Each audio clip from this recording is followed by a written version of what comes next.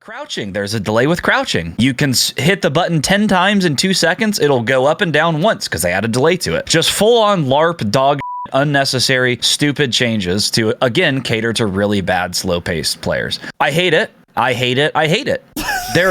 Everything has a delay in this video game, man. Yeah. That's the easiest way to put it. If it exists, it has an unnecessary delay to it. Activision devs do not play their own game. It's not your dad. Your dad doesn't support you. You should know. You worked at a coffee shop, you stupid bitch. My name is Casey, and absolutely not fucking Tanner, because my parents don't hate me that much. Hey, did they have just 8 patches lined up, but they just didn't release them because they were on break? No, you moron kids. Then we'll, of course, get into it. Change your fucking name and get scammed. He's feeling under the weather. I probably won't say another word until Stay Humble, so have a good pod, Raz. I'll be here listening. Got it.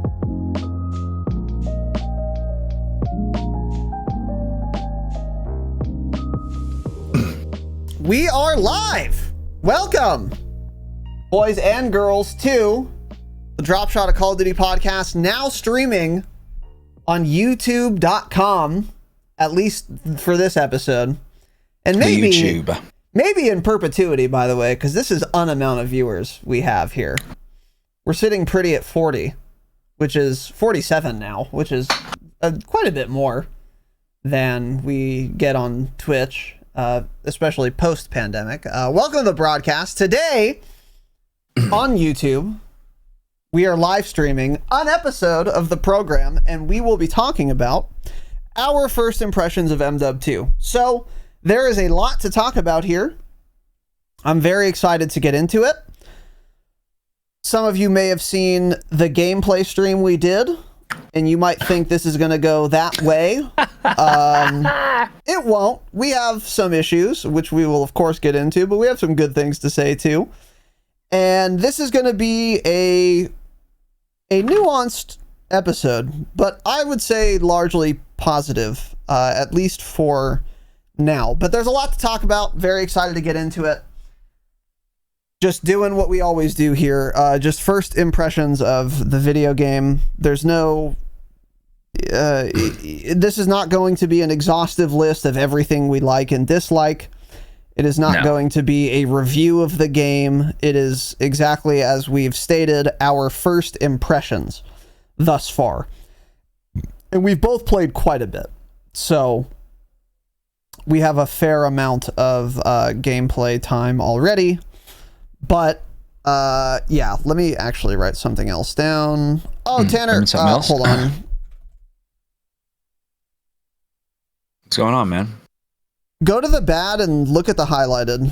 You don't have to reply here, but just so you know. No, I understand that. I know. We'll talk about it when we get there. Okay, cool. All right, so welcome to the show. Today, we're getting into it. Couple quick announcements before we do. And these are mainly public service announcements. This is for your guys' benefit. We're going to go through some settings that you guys should definitely be looking into in MW2 to make your gameplay experience better. But before that, I have one fun and exciting dumbest YouTube Shorts comment of the day. This one is, we haven't done this in a while, but this one gave me a deep belly laugh. And I am very pleased to share it with all of you. So we made a YouTube short. Check out the YouTube shorts. Smash the like button on those, by the way, pigs. And it's just a clip from our podcast where Tanner said, oh, in one of the campaign missions, there is a map on a table. And it's a map of Las Almas. And it's like a full map of a very big Warzone map-sized region, and it looks the same as like the media Call of Duty themselves put out for when they release a new map. So, for example, Fortune's Keep came out, they gave us a map, and it wasn't like they loaded into Fortune's Keep, pressed M, and then showed it. It's like it's got grids, it's got fucking colors and topography and shit. It says Fortune's Keep in the top left. It looks exactly the same as that, except it says Las Almas and it's a different area. Duh. And so Tanner's talking about, oh yeah, this is people are speculating this is going to be the next Warzone map after Al Mazrah, which is the current Warzone 2 map. Going to be the next Warzone map we get for Warzone 2, as we all know. And that's it. That's the YouTube short. Tanner's like, yeah, this is going to be a map. You can even see water and everything. We're like, oh yeah, cool.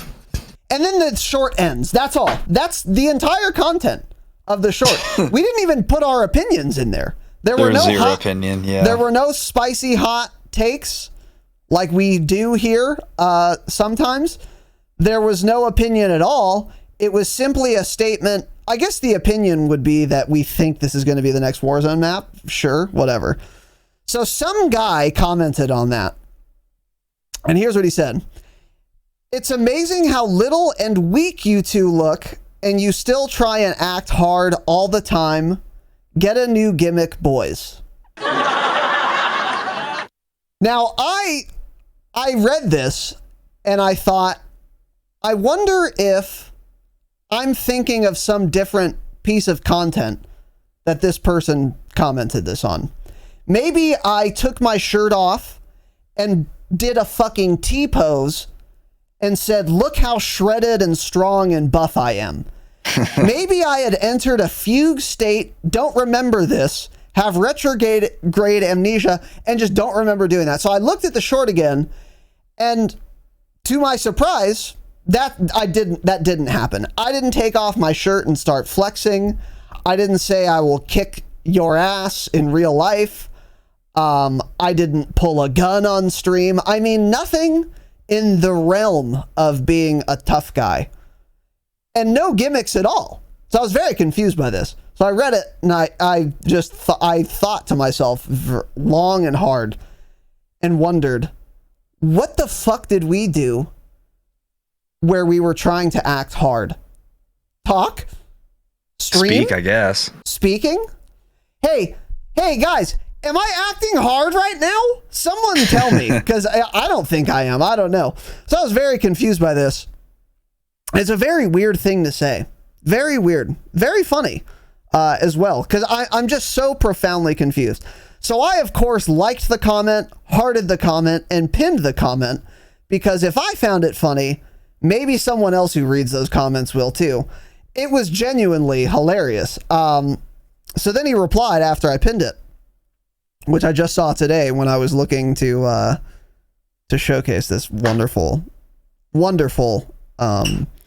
little piece of input. He said, dope pinned. Thanks, boys. Maybe you guys are softies after all. And get scammed. So the reason I'm mentioning the reply, this wasn't some guy who saw the short and then said his comment where we try and act hard all the time.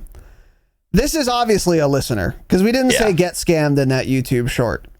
So I said, oh, okay, now I see what's going on. This guy's mad at something. I don't know what. We said some hot take that he got upset with. But instead of being an adult, being a man, and saying, hey, this specific opinion you guys have is dumb, and here's why. Instead of doing that, which would make sense, right? It would make sense to do that. I have an issue with someone and what they said. I'm going to respond to what they said with a counter argument, right? That would make sense to do. But that's not what this person did. Instead, they went to a random short and then told us we act hard all the time. Okay. So he's obviously mad about something else. I have no idea what it is.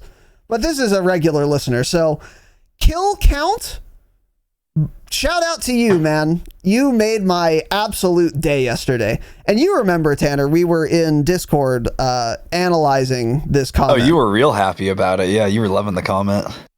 We were trying to figure out how we act hard. We don't ever act hard on this podcast. We do the opposite, in fact, I would say. Yeah, I would say we do the opposite in general, but I don't know. Yeah. I don't know. Maybe we come off a different way to people, but certainly not trying to be that way or pretending to be that way. So I don't know. I mean, kind of weird. Yeah. Solid comment though. Real solid. Really solid. So yeah, shout out to you, Kill Count. Genuinely. Shout out to Kill Count. This was deeply amusing to me. And thanks for the analytics also. And get scammed indeed. because you've given me money. You've given the weak, small guy money for acting hard on the internet, and you've enriched me by commenting. You've enriched me by watching ads. So get scammed indeed, pig. And by the way, another fun and exciting little tidbit of info for you, bud. We went to your channel to see if you act hard, and you certainly don't.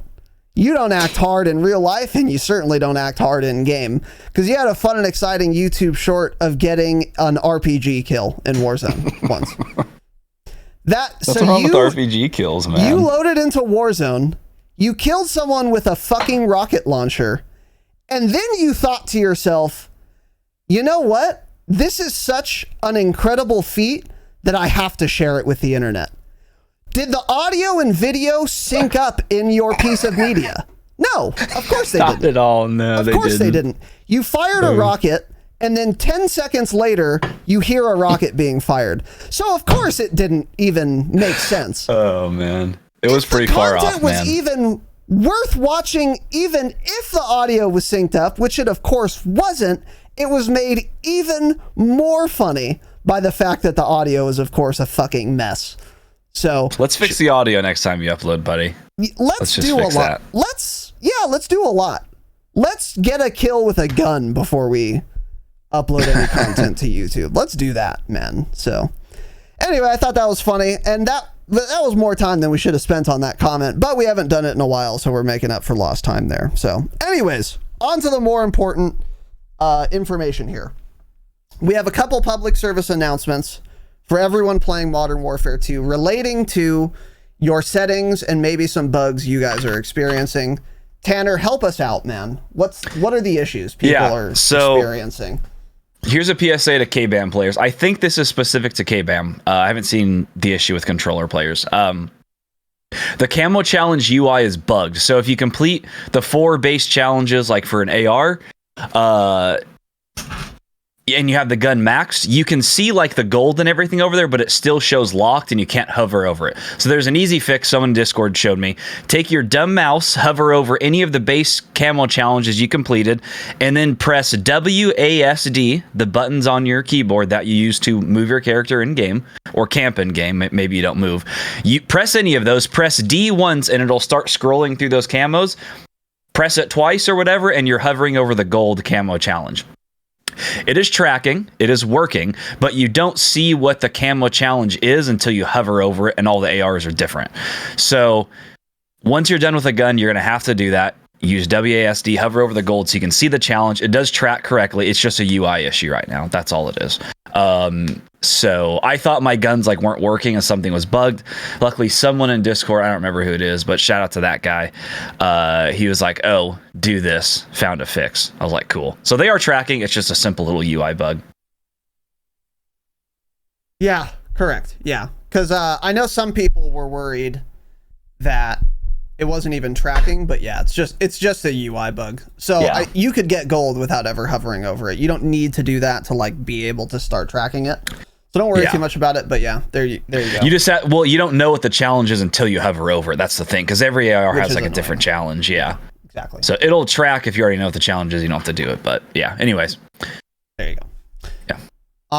And then a couple other MW2 settings tips. So this is one we've talked about quite a bit. The first one, Fidelity FX CAS. Okay, so you're gonna go to your setting. Yeah, go ahead. It's under graphics, and then the middle tab of the 3 at the top, which I believe is quality. I'm pretty sure that's what this is under. It's called upscaling/sharpening. You can also use the search function in the settings, and which is an excellent way to find things. If you hear us saying something and you can't find it, go to the search bar in the bottom left when you're anywhere in the settings and type upscaling, and you'll come right to this. It'll open it up. You can click on it. Turn this on Fidelity FX CAS, which is basically like an AMD graphics card setting, but for some reason you can use it on NVIDIA. I think you can even use this on console. So if you're on console, check this. Someone said on PS5 they were able to do this, so you can do it on some consoles, maybe every console. Go check for the setting. I don't know if you'll have it. You probably do, but it's worth checking for you. Yeah, so do that. And then there's another little drop down arrow you press. Turn the strength up to 100. I think it goes from 0. Is it 50 to 100 or is it just start at 0? Oh, Maybe yeah, it does start wouldn't at make 0. sense to start at 0. Either way, put it at 100. So put it at like 100. It makes the game a lot sharper. I don't know if it gives you better or worse performance, but it doesn't matter. It makes the visibility so much better because it sharpens everything up. Correct. So definitely do that. The next couple here, there's a setting called first-person camera movement. And third-person camera movement, of course, we play that. Turn that down to the least amount, which is 50%. This will lower like the head bobbing when you're sprinting. So I think it defaults to 75 or maybe even 100. Turn this down to 50. There will be a lot less screen movement when you're moving your character. I think this also applies when someone like shoots a rocket at your building, or if there's a cluster on your building, you'll get less screen shake. You always want the least. You would want 0%, but that's not an option. So do the least possible. You don't want screen shake. Yeah, exactly. Yeah, and this is another cute setting that Jake found yesterday. There's something in the audio settings that says reduce tinnitus sound. And of course, by default, it's off. Why is this even a setting? Don't even have this be a thing. True. Turn this setting on, and you will not get any more of that annoying ear ringing when you're hit with the flashbang, which makes the flashbang less annoying, because the big issue with the flashbang is your screen's bright white for a second and a half, 2 seconds, and then there's a zzz ringing in your ear that trails off for like literally 4 or 5 seconds. This gets rid of that ringing. It's annoying to hear. So definitely change that one as well. So that's in the audio settings somewhere. Reduce tinnitus sound. Turn that on. Yes. And then just last thing here, there's some people in Discord asking about how they see like their FPS counter on PC and everything. I believe do new consoles have settings like this? Maybe they do. I don't know. But you're going to go to Settings Interface tab, and there is something that says Telemetry. Is that how you say it? Yes. Did I say that right? Okay. Hit that drop-down menu. There's a bunch of things you can turn on there. So I use like FPS counter, server latency, packet loss, and then my GPU temperature. So all of those can be found under Telemetry, Settings Interface in that tab. And again, use the search function. It makes everything. You can just search telemetry FPS counter or something, and it'll come up, and you'll see all of them there. So mono audio should absolutely be off. Do not have mono audio. Mono audio means the same sound comes out of your left and right speaker or headphone. That's bad. You get way less directional audio. Yeah, turn off mono audio. If you need mono audio on, you'll already know that because you have some goofy fucking setup. So that needs to be off. That's on by default. That's fucking insane. Another thing, by the way, on the settings topic, every time I launch the game, it turns my game to full screen windowed mode, and you want it to be on full screen exclusive because your performance will be better. So I have to reset that. In addition, it also turns my render resolution to 33, and that should be at 100. So make sure when you relaunch the game, if you're like, why does my game look fucking terrible today? That's because Activision. I don't know. But every time you launch the game, once you know to look for it, you'll immediately be able to tell, oh, my render resolution's at 33. I need to go change this. Make sure you remember to do that. Settings, graphics, full screen exclusive is ideal. Full screen borderless is more convenient if you like tab out a lot. And that's fine. It doesn't impact your performance very much. But if you want to be super optimal, you want to always be resetting it to full screen exclusive. And obviously, you always want your render resolution on 100. If you want to lower your render resolution, don't. I don't know. Ask Freethy. I was going to say you should just change your base resolution with the drop down, but I don't even know if that's true. I don't know what the reasoning for I don't know why there's a render resolution. There's things I've seen back in Warzone where people would lower it to like 85 or 90 render res and then do something in NVIDIA control panel like sharpening, and it wouldn't, and so they get more frames in Warzone at the same visibility basically. Interesting. But don't mess with any of that essentially. Yeah. So if you thought, oh, new game, all those things are gone, you're wrong. Update still requires restart. Your game still launches into full screen borderless every time. When you have full screen exclusive, it still drops the render resolution to 33. It'll still reset your keybinds in the middle of the match. All of that is still happening. Don't you worry. It's still Call of Duty. And there's still the bug where you press play game and then it's just stuck on connecting and you have to exit and then try again until you see searching for game less than X ping.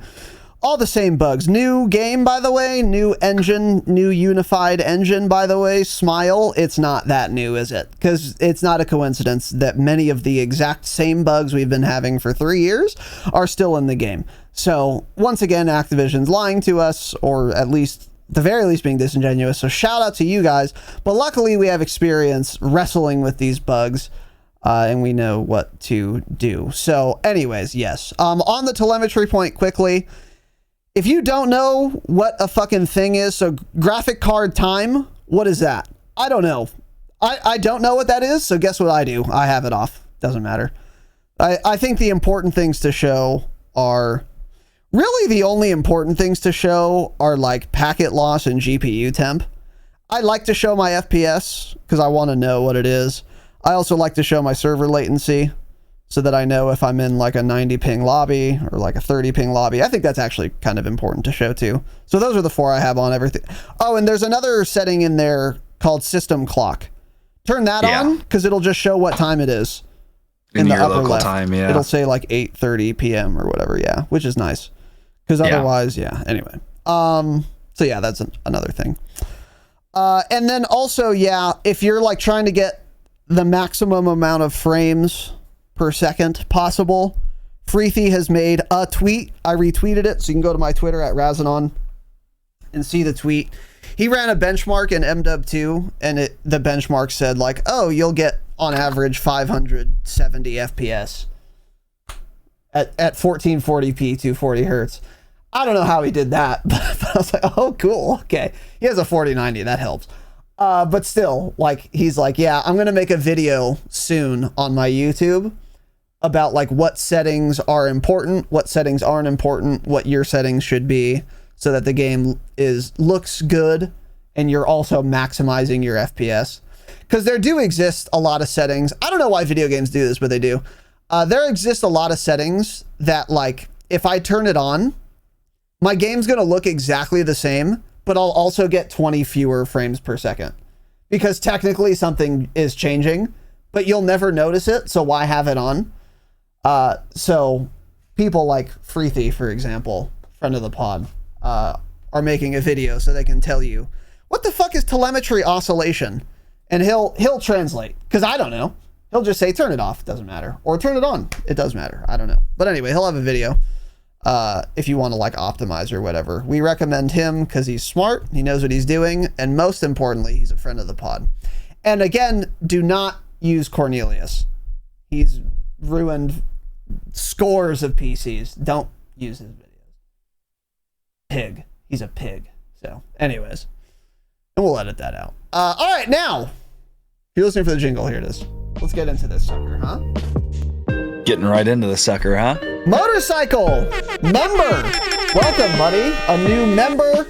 An absolute king. Thank you, bro. Much appreciated. And Unicorn Horn with a $2 super chat. If you see this, donate $2, pigs. True.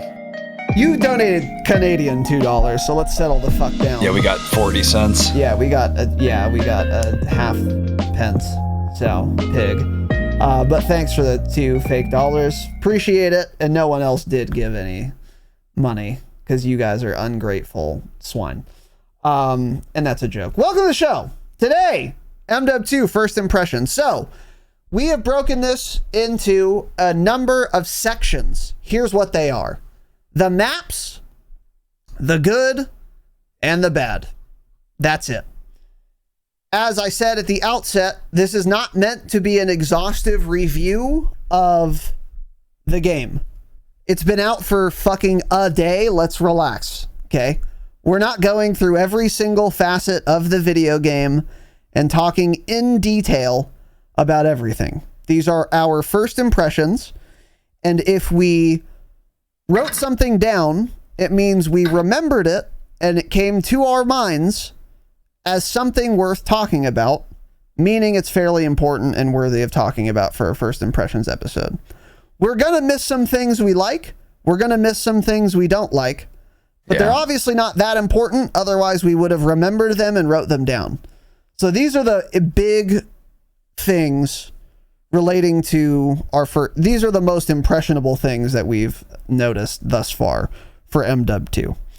So with that said, let's get into it. I wanted to start out with the maps, and we're not going to talk about every single map again. It's not going to be super exhaustive, but we'll talk a little bit about the Sixes maps and the Ground War maps. So starting with the Sixes maps, I think these are by and large solid. They are pretty good. The thing about Sixes maps for me, and I think for most people, maybe even maps in general, actually, it is very, very, very rare that I play a map 3 times and I'm like sold on it. That is exceedingly rare. And I would even argue that my favorite like 10 Call of Duty maps of all time. So my number 1 favorite Call of Duty map of all time is Firing Range. I think it's the best map that anyone's ever made in a first-person shooter video game. I don't remember the first time I played it. I was 12. But I bet you if I had played that map 5 times and you asked me my opinion on it, I would have been like, yeah, it's pretty good. I like it. But I wouldn't have formulated my opinion on it. You know? Exactly. You need a lot of time playing maps to really get a solid position on them. Yeah, because one of the big things with maps too is how well you specifically do on it. It could be a great map, but if you for some reason play terrible, you're just not going to like it very much, even though other people, may think this is the best map in the game. I'm dog shit at it, so I'm not having fun on it, therefore I think it's a bad map too. That's the other thing. Because you play a lot of these for the first time, and it's like, I don't know if I like this, I don't know if I hate it, I haven't quite figured this out yet. Yeah. Oh, sorry. Yeah, Chris, thank you for the 10 gifted memberships. It doesn't show up in my panel. I saw it when it happened, and then I forgot because it doesn't show up in my little panel. Yeah, that's weird. It's not working. It's in the panel. It's not in yours either, huh? Yeah.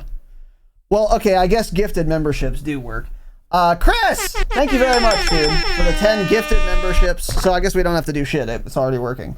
Cool. Perfect. Chris, thank you very much, dude. Love you and appreciate you. You're a fucking king, dude. Sorry we skipped you. It didn't show up in our little feed. But we appreciate you. And yeah, Nicole too, if you became a member on an alt, I thought it was just a duplicate. Fuck YouTube. We're going back to Twitch. Yeah, see you guys. We'll meet you on Twitch in a minute, actually. Yeah, we're done here. I'm ending the Thanks broadcast. for the money, Chris. See ya. Yeah, pig. So Nicole, thanks again. I don't know what's going on. And Chris, thank you again. Okay. Holy shit. Yeah, but yes, yeah. So again, the Sixes maps by and large solid. I don't have a very strong opinion about any of them on the positive side. I think, for example, let me see. I think Fortress is a pretty good map. I think El Asilo is a pretty good map. Mercado I like a lot. I think that's probably my favorite Sixes map right now, but I'm almost positive this will change. I haven't played enough Sixes to tell you if that's actually true. So right now, Mercado is my favorite Sixes map, but that was a beta map, so I played it more. So of course I'm going to like it more. I do better on it because I know the map better. But it's a solid map and I like it, but it's no Firing Range, but it's no Kennedy. It's no Jack Kennedy. So, but it's good. Farm 18 I quite like. Embassy I kind of fucking hate, but I've only played it like 5 times. Embassies, yeah, I'm not loving that one either. But here are 2 maps that made a very strong impression on me in Sixes. Number 1, Santa Senya Border Crossing. Interestingly, the Ground War Santa Senya map is pretty good, actually. It's not fucking great, but it's not terrible. It's fine. I think it's a good Ground War map, yeah. Yeah, it's not the worst Ground War map in this game. But the Sixes map? Dog shit. Santa Senya? Dog shit map. Awful, terrible map. And we all know this. This has been the most hated map on the TL, and for very good reason. It's a shit map. It's not fun. It's not fun to look at. There is, by design, there's a lot of clutter. There's a fucking pile up on Route 7 or whatever. On a route. It's just a fucking disaster of a map. It's ugly looking aesthetically, and it plays poorly. And it's not fun at all. It's really, really bad. And then there are like the little tunnels in between roads. And they are a death trap. Because it's very easy. So like, if I enter the tunnel from the road, from the pile up, for example, and they're spawning across from me, they could be in that direction. That's of course true. They spawn there after all. It would make sense. If I look toward their spawn in the tunnel, there'd be some guy there. That makes sense. But also, it's very easy, and happens very often, that they just kept running through the tunnel. So they could be behind me too, in a fucking fatal funnel that is like 6 feet wide.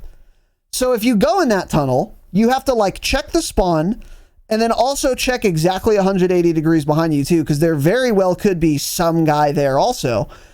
And there's no cover when you do that. So when I enter the tunnel,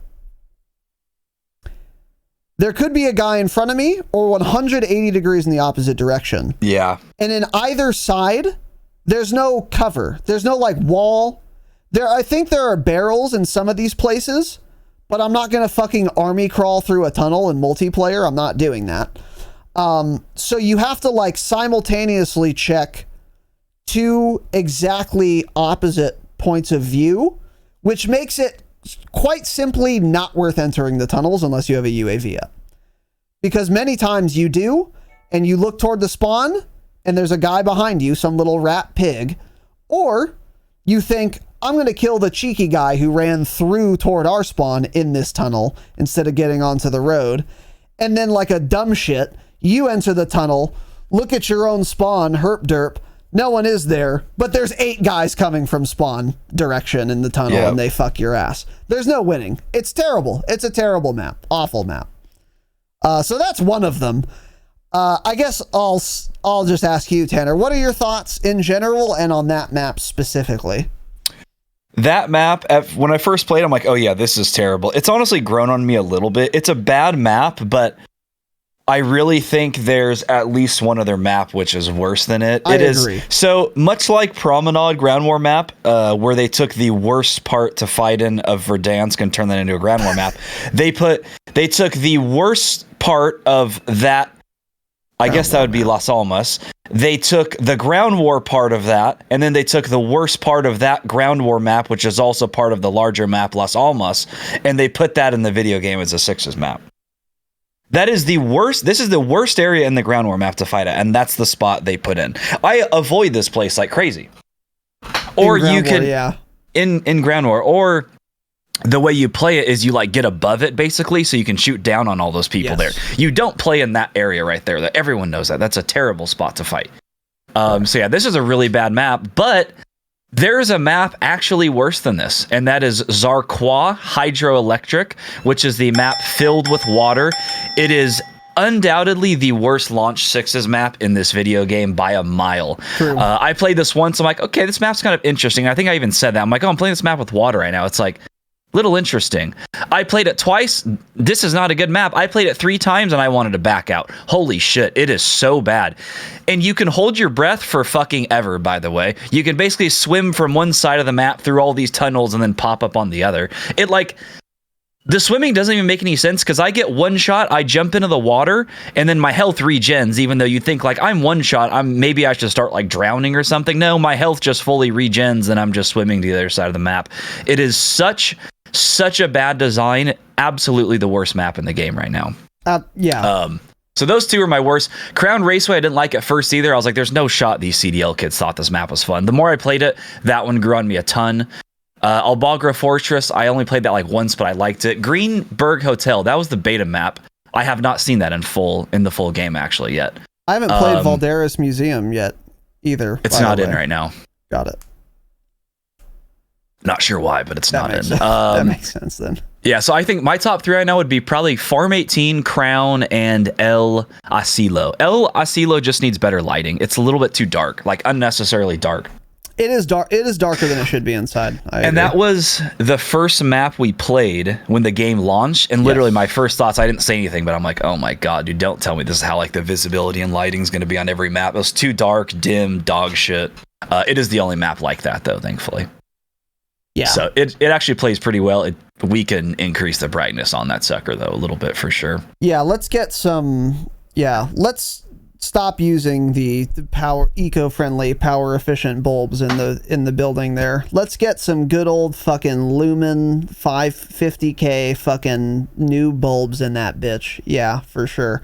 But yeah, that's El Asilo's a decent map. One of the lanes is cringe, the one that has the elevated position. Remove that. And then this map is better, but I think it's a pretty solid map by and large. And I agree with you on Zarqwa Hydroelectric. It's a fucking terrible map. Interestingly enough, I feel like the water is the least bad thing about that map.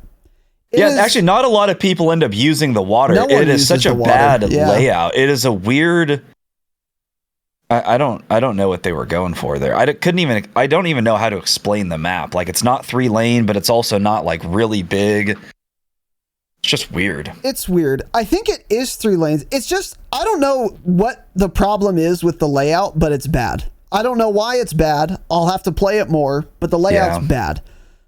For some reason that eludes me so far. It also has the worst visibility of every map I've played in this game, including El Asilo, in my opinion. Really? You cannot see players on this map. Luckily, doesn't really matter that. Well, it does matter, but the red diamonds alleviate this significantly. But it's got bad visibility. Despite being low light and, not very bright, the sun still manages to glare you if you are coming from like A toward B on the left lane and you go up in that little building. You can get a nice, fun, and exciting little sun glare with that of course blinds you. Yes, yeah. So in that position, the map is simultaneously too dark and also too bright at the same time somehow. A feat only Activision could manage. But yeah, something about it is just off. I've never played Hardpoint on this map, and I am curious how that plays. But every time I've played it, it's been Dom. I played Hardpoint. This is the only Dom map I've played where the spawns are constantly switching always, and it's because of the layout somehow. Most Dom games, on most maps, most of the time, if I spawn at A, my team will cap A, and I'll have A for the rest of the game. On Zarqwa Hydroelectric, that has never been the case. We cap A, we go toward B, the spawns flip 80 times before the game's over. And it's only this map, and it's every time I play it. I don't know why that's happening, but again, it's something to do with the layout, not a good map. So, yeah. Anyways, overall though, the 6's maps are decent, and I need to play more to give you guys better thoughts on that. Yeah, I would say they're a little underwhelming though, for sure. But it is hard to pick your favorites, like we were saying so early. Like Crown Raceway already, like I said, was growing on me a lot. Albagger Fortress, I think I'll really end up liking once I play it more.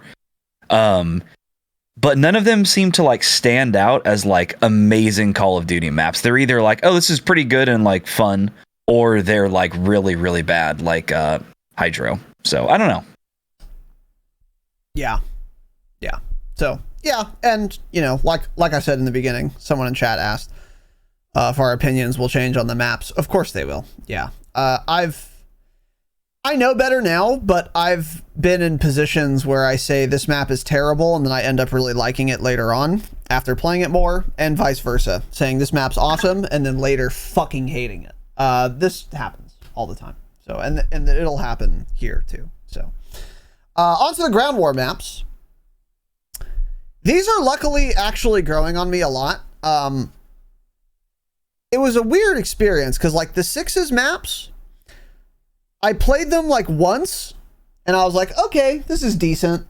And then like, I either continued to grow on me or I started to dislike it a little bit. But I had like my first impression and where I'm at now are kind of congruent with pretty much all the Sixes maps. Ground War map's the opposite. Every Ground War map I played, when I played it for the first time, I fucking hated it. Every single one. I was like, oh, cool, a new Ground War map. Maybe this one will be good finally. And then I would hate it. And I'd be like, fuck, dude, are all the Ground War maps awful? But now, Yeah. they're all growing on me, except for one. I'm starting to like all of them, actually, except for one. And I'm very pleased that that's the case, but this also kind of makes sense because Ground War maps are big, obviously. You know, and even my, like, what would be my favorite Ground War map in MW19? Let's say Farmland. That might be my favorite one. I like Farmland, Krovnik Farmland a lot, and MW19 is a Ground War map. But if you force me to play, like, in some random building I would never fucking go to now that I know the map the entire time, I would hate it. I think it's a bad map. But that's because I'm relegated to one particular area, and I wouldn't know that there are like better areas to play around in Farmland. That is what happened with the Ground War maps. Like, you know, you play it for the first time. I don't know the lay of the land. I don't know where I should move my character. I don't know where the hot spots are. I don't know where the bait spots are. I don't know where the sniping spots are, whatever. And then you get some time in and you're like, okay, I actually really like fighting in this area on this map. And then I just go there every time and then learn some new areas along the way. And I'm like, oh, okay, it's actually super fun fighting here. One example is, I think it's called, let me look. I think it's called Tarak. Nope, it's not, because there's no Ground War map called. Got it. I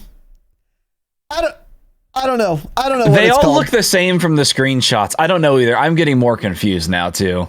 I don't know. So there's some Ground War map where I fucking hated it at first, and then eventually, like a couple games later, I made it to like a mid-ish area where there's like a lot of rubble and a ton of broken down buildings, but a lot of cover too. And then I fought around there and I was like, okay, now we're cooking with gasoline.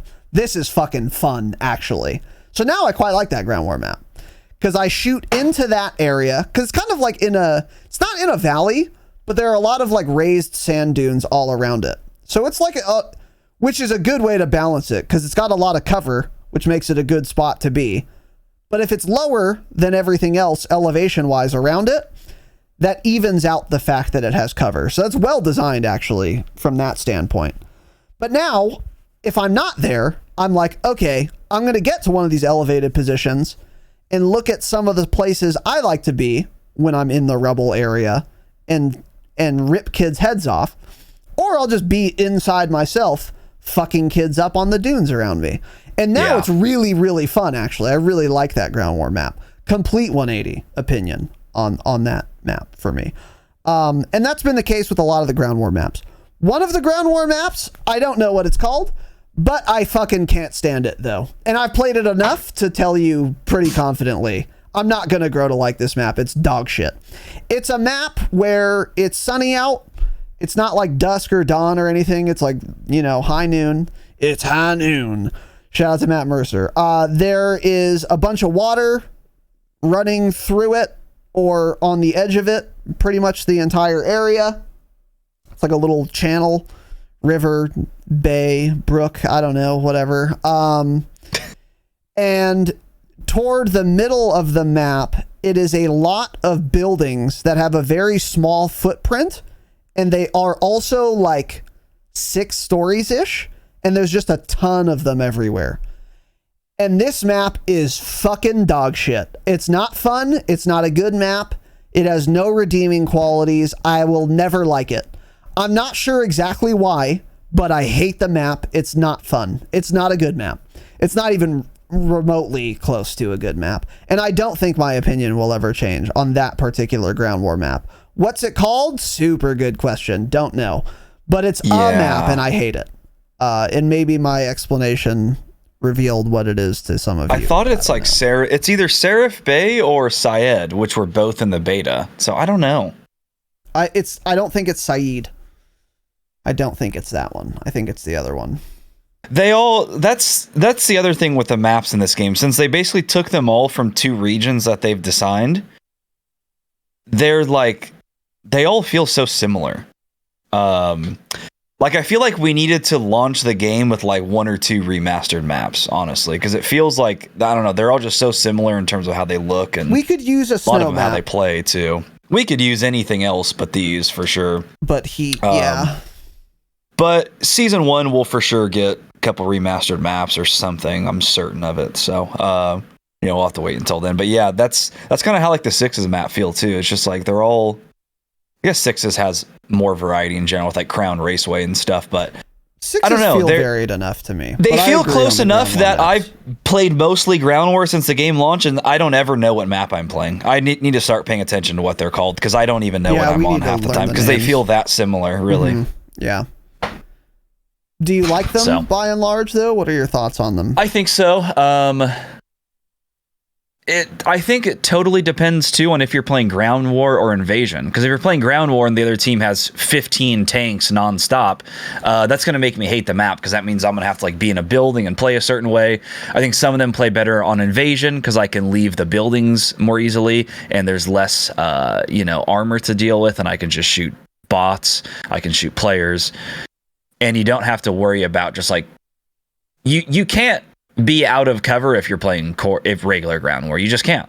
And so that ruins a lot of the maps for me. So I don't know which ones I'm liking either, but for the most part, they seem fine. I'm not hating any of the Ground War maps. And I did, when the game launched, there were some that I really didn't like, and they're also growing on me. I will say, I think it's the Al-Bagra Fortress. I swear to God, that's not even the name of it. It's whichever one has Mercado. Yeah. I think it's wrong too. These are not the right names or something. Yeah. And I thought that, and I just tried Google search, and I looked at 3 other websites, including Charlie Intel, and they list these same names. I swear these are wrong. So whatever Ground War map has Mercado Las Almas built into it, I hate that Ground War map. That one. It's dog shit. Okay. That's the worst one, I think. But I couldn't tell you which one it is. Okay. All right. Yeah. So anyway, our opinions are subject to change. We've been playing mostly Ground War Invasion, by the way, I guess that's worth saying before we get into this. I have played like 3 games of regular Ground War. It is polluted with tanks. Maybe now that I know the maps better, if I went back to it, it would play better. But boy, was it not fun, because there are way too many tanks. Yeah. At least on certain maps. So that's an oopsie whoopsie. But certainly. I haven't played much of it. And then I played a fair amount of 6's. And I've played mostly Ground War Invasion, because you can level up your guns super easily in this mode, because they're the little burger bots. You just kill those, you get weapon XP. It's the meta strat for leveling guns right now, and since we're going for the mastery camo, this is relevant. So we've been playing mostly Ground War Invasion, and that is where our first impressions are primarily going to stem from, on top of quite a fair amount of 6's. I would say I've played 40%, maybe 35% 6's maps, and then 65%. Ooh, that felt good. I cracked my big toe. Ground War Invasion. So there you go. So now on to the good. Good first impressions, no particular order. The diamonds above players' heads are massive for visibility, of course. I think they are implemented well also, because if some enemy is like on the edge of your screen, there will not be a diamond above their head. So if you have no idea someone is there and you're not aiming at them, they won't be like revealed by the diamond. It's not going to give away someone's position who is like in good cover off to the side of your screen, but still technically on your screen. Doesn't work like that. You have to be aiming relatively close to them for the diamond to show up. And I have not once been in a scenario where I'm aiming at someone and there's no diamond above their head. So it works as it, I think, should. So that's point number one. Point number two, the diamonds are clear and visible. You can easily tell there's a diamond there. So it shows up when it should, and it's also it stands out enough to where I always see a diamond. If there's a diamond on my screen, I always see the diamond every single time. So that's important too, and that's good. And this contributes significantly to my enjoyment of the game, especially when your gun is level 1 and you have no optic on it and you're using iron sights. You would never kill anything without these diamonds. Never. No. You wouldn't even see them. So there are plenty of times where, even with an optic, I'm just shooting at a diamond because the visibility without the diamonds would be atrocious. It would be MW 19 level. I would say the visibility, honestly, is the same as MW 2019, which is to say really fucking bad. However, since there are diamonds, I don't care anymore, because I don't care if they if the player model stands out. I only care that I know there's an enemy there. It doesn't matter if it's the guy himself fucking shimmering like a fairy or if there's a diamond above his head. It doesn't matter to me. So as long as when there's an enemy on my screen, I know there's an enemy on my screen, I'm happy. Without the diamonds, I would hate this game. So let's say I have a rating of a game out of 10. It would be -3 what it is now if there were no diamonds above heads. It would ruin the game for me. But thank fucking God they added them. Because boy, is the visibility not good without them. But since they're in, I don't care. The visibility's great. I see people when I should. It's fantastic. The diamonds serve their purpose and only serve their purpose. They're fucking fantastic. Huge win that they added them. I'm very fucking glad they did. Yeah. They're very large too, which is nice in general. They're not like, even large, when people are far enough away, they're big enough that you can easily track them and don't lose the diamond. And it's not blocking your view of them or anything. That, and the only issue is if there's smoke and you're ADSing through smoke, you see the diamond that shows up and you can just easily kill the person by tracking the little diamond. So that's not great. Kind of ruins the point of having a smoke grenade, honestly. So I don't like that. And I personally haven't even been killed that way. I'm talking about I've killed people through smoke where it's benefited me and I'm still complaining about it. So I think that needs to go, but I don't know if that'll ever be fixed. But overall, the diamonds are massive for visibility. Makes everyone very easy to see. Yeah. I'm very glad they did this. This was the biggest change from the beta to launch. 100%. The biggest positive change they made was this. Yeah. By a mile. Absolutely. Yeah. What do we got next here? Next year, I think overall the audio is fine. Of course, in typical iDub fashion, the kill streaks are way too loud. The choppers deafen you. Their audio levels are terrible. They always are and always will be. But overall, I think it's good. Footstep audio's pretty much as close as you can get, I think, to pleasing everyone. It's not so loud that you hear someone from 20 feet away, and it's not so quiet that someone can just run up right behind you and shoot you in the back of the head in 6s. Footsteps definitely get a lot harder to hear in Ground War, especially like Invasion, or I guess either of them. There's helicopters, there's streaks, there's tanks, there's the announcer yelling in my ear that there's a UAV up. Your friendly AI, if you're playing Invasion, scream and shoot their guns into the air. So there's a ton of noise pollution. So you're never going to hear footsteps in Ground War. But in 6s, generally, I don't die because I didn't hear someone. I usually know they're coming and I typically hear them. So I think they're at the perfect level that they can be to please the most amount of people. Like they're pretty much pleasing both sides, I think, to an extent.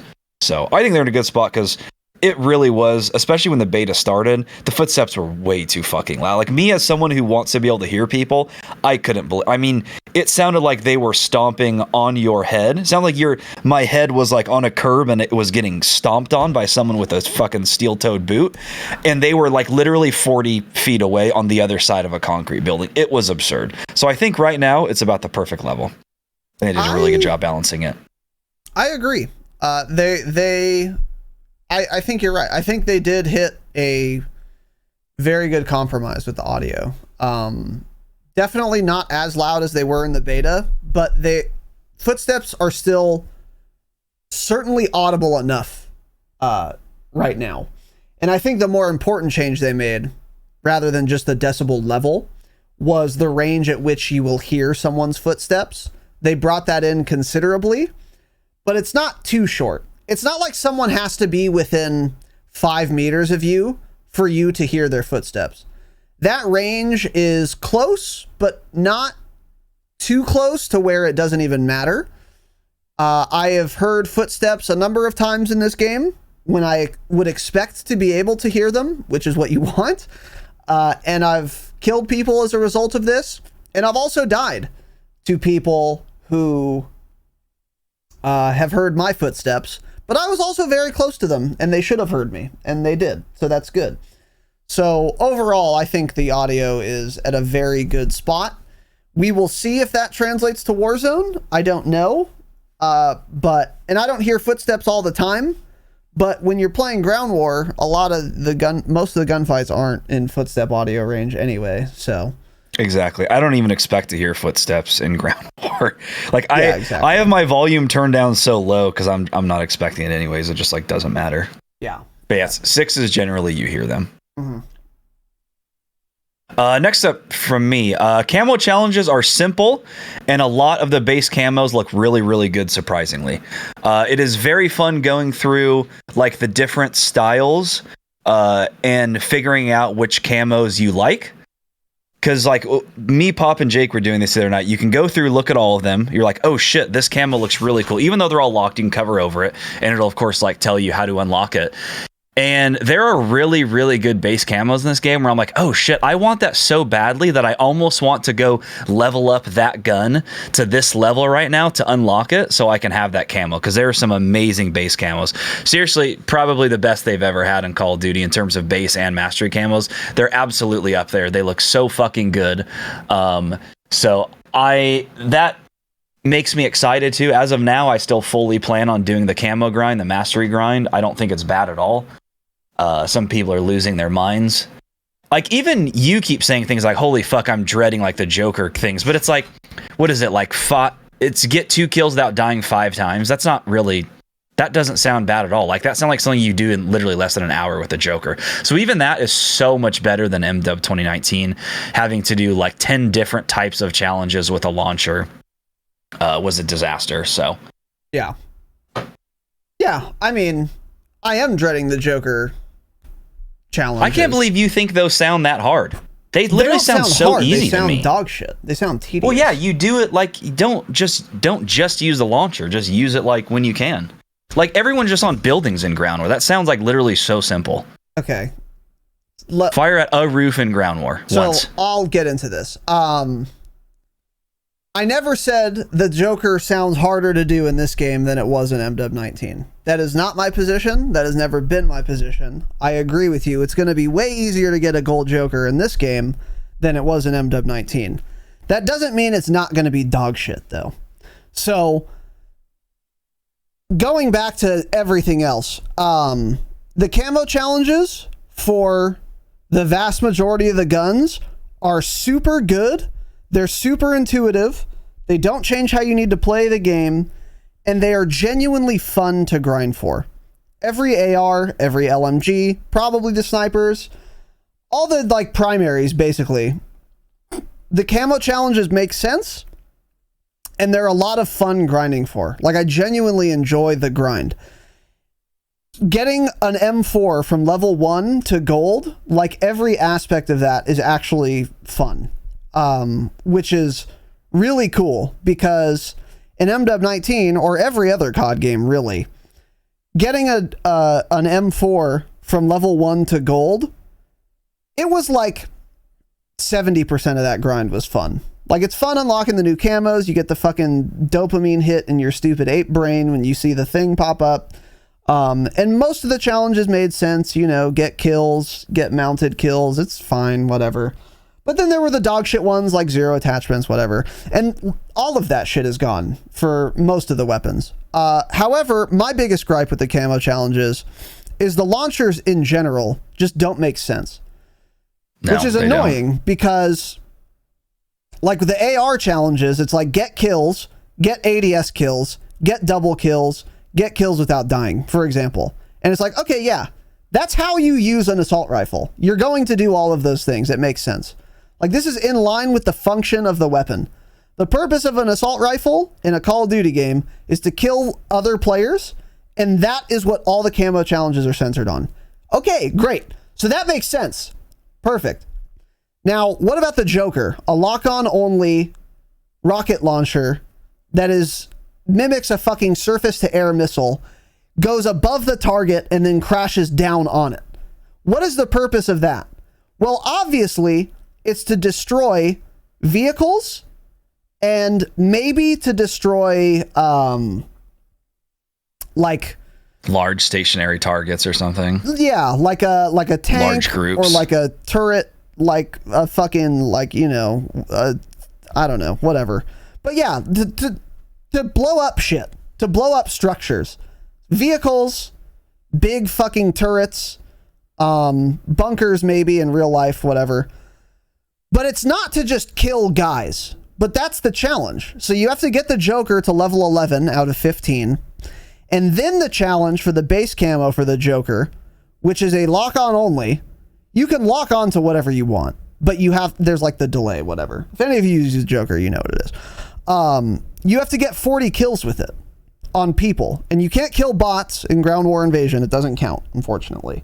You can kill them for XP, but it won't count toward the challenge. So I have to kill 40 dudes with a Joker, which you could do if they're in a tank, but you'll never get a kill on someone in a tank with a Joker, because as soon as you lock on, the guy driving the tank has a big fucking, in big letters on the center of his screen, incoming missile, or lock on engaged, or whatever. So every single time they get out of the tank, you're never going to kill someone in a vehicle. It's never going to happen.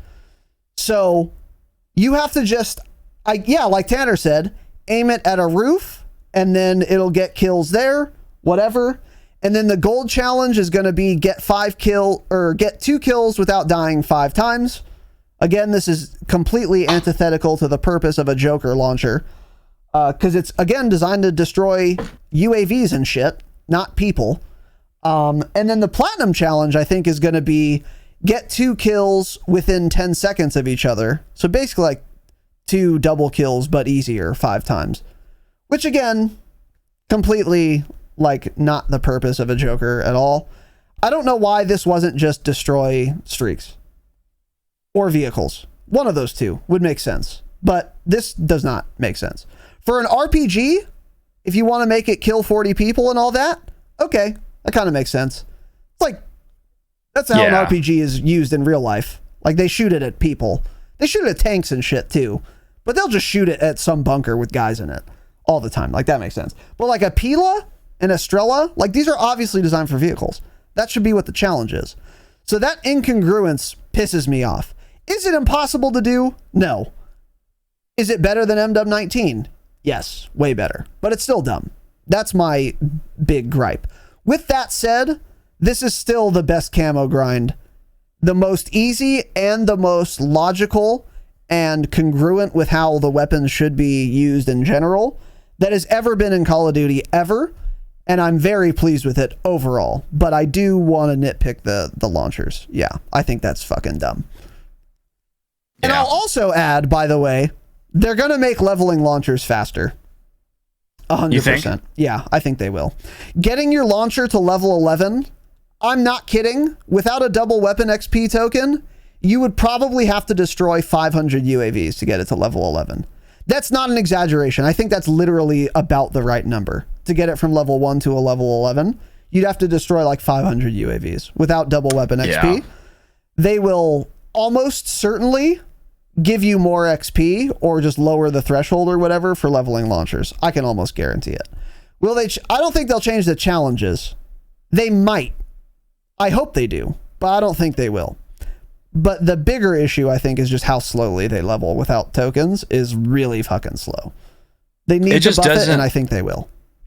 It doesn't make any sense how they try to like LARP so hard, like iDub, and they do like all of these weapon attachments and stuff and try to make this like realistic to them, like Gunsmith.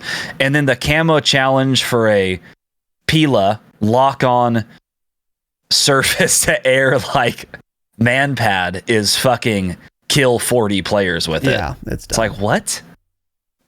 I thought you guys are supposed to be all like fucking like, you know, LARPy over here trying to make things realistic, and then you just want you want us to kill people with like. I thought that was so incorrect. It's so dumb. That when this was like leaked and talked about before the game launched, I was like, oh, it's probably just like they're just giving a bad example and saying kills. I'm like, it's probably just gonna be like destroy 40 streaks. There's no way it's like literally kills, like, because that wouldn't, like, not that it's that much worse, but it will. I mean, it is worse because it's like UAV you lock on fire, but it's just like it just doesn't make any sense for what that type of like weapon is. It's just so dumb. Yeah, it is coming from them, but whatever. Yeah, but yeah, exactly. So definitely to start using them now. If you're playing Ground War Invasion, have them as your secondary. There's no reason for you to like have a pistol or anything else in Ground War anyways. So you just shoot down UAVs because it's also helping your team, and then you can go on longer streaks. People won't know where you are. Just shoot down every UAV. Not many people are doing it still. Most of my lobbies, there will maybe be one other guy shooting down UAVs. So start doing it now, because leveling them up is the worst part of it. That's what takes the longest, is just leveling them. Yeah, leveling them is the worst, for sure. And I don't even know if it's worth popping a double XP for. I guess if you're using like a level 1 AR and want to start leveling that up and you're going to pop a double XP, then get launcher kills with it. But I'm not going to pop a double XP just strictly to run around with a launcher. I don't think it's worth it, because there's still so many other guns to level up. I'm just going to have those as my secondary as I start leveling the ARs. You know, I only have like 3 or 4 weapons max right now. So I'm just going to keep using that thing, you know, and eventually they'll all be done. I'm not like trying to rush through them at all. Yeah, for sure. I'm still in the leveling stage, so everything I use is not max level.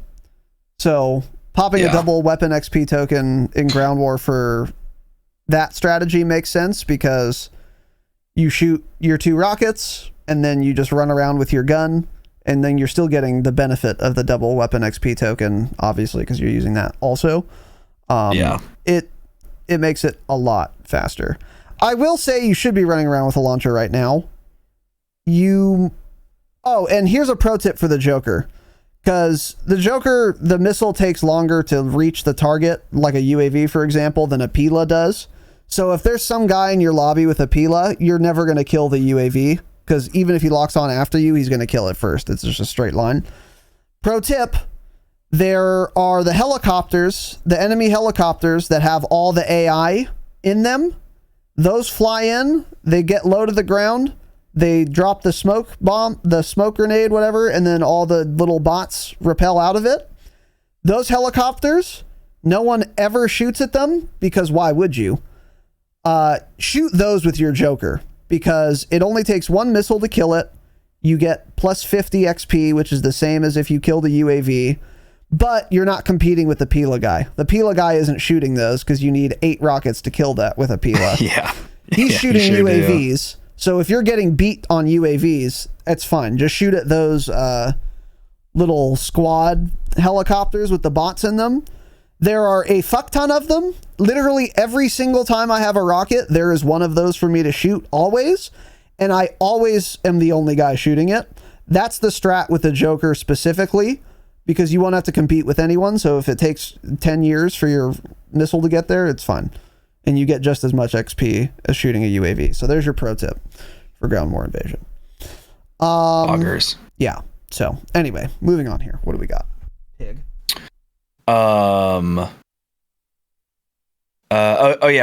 lastly, like on the camos here, like for example, the riot shield and knife, the hardest thing again is literally just to level them up. That's what's going to take the longest. Once you have them leveled up to have the challenges, according to this guy on Twitter, so you have to get them like both to level 11, and then it's only 50 kills with the knife. That's all you have to do. That's the one challenge for the knife, and then that'll unlock the gold camo challenge, which is 2 kills and 1 life 10 times. The knife is going to be so fucking easy. The knife generally isn't hard, but that's super, super free, because knifing, just getting kills in multiplayer, that's so simple to do.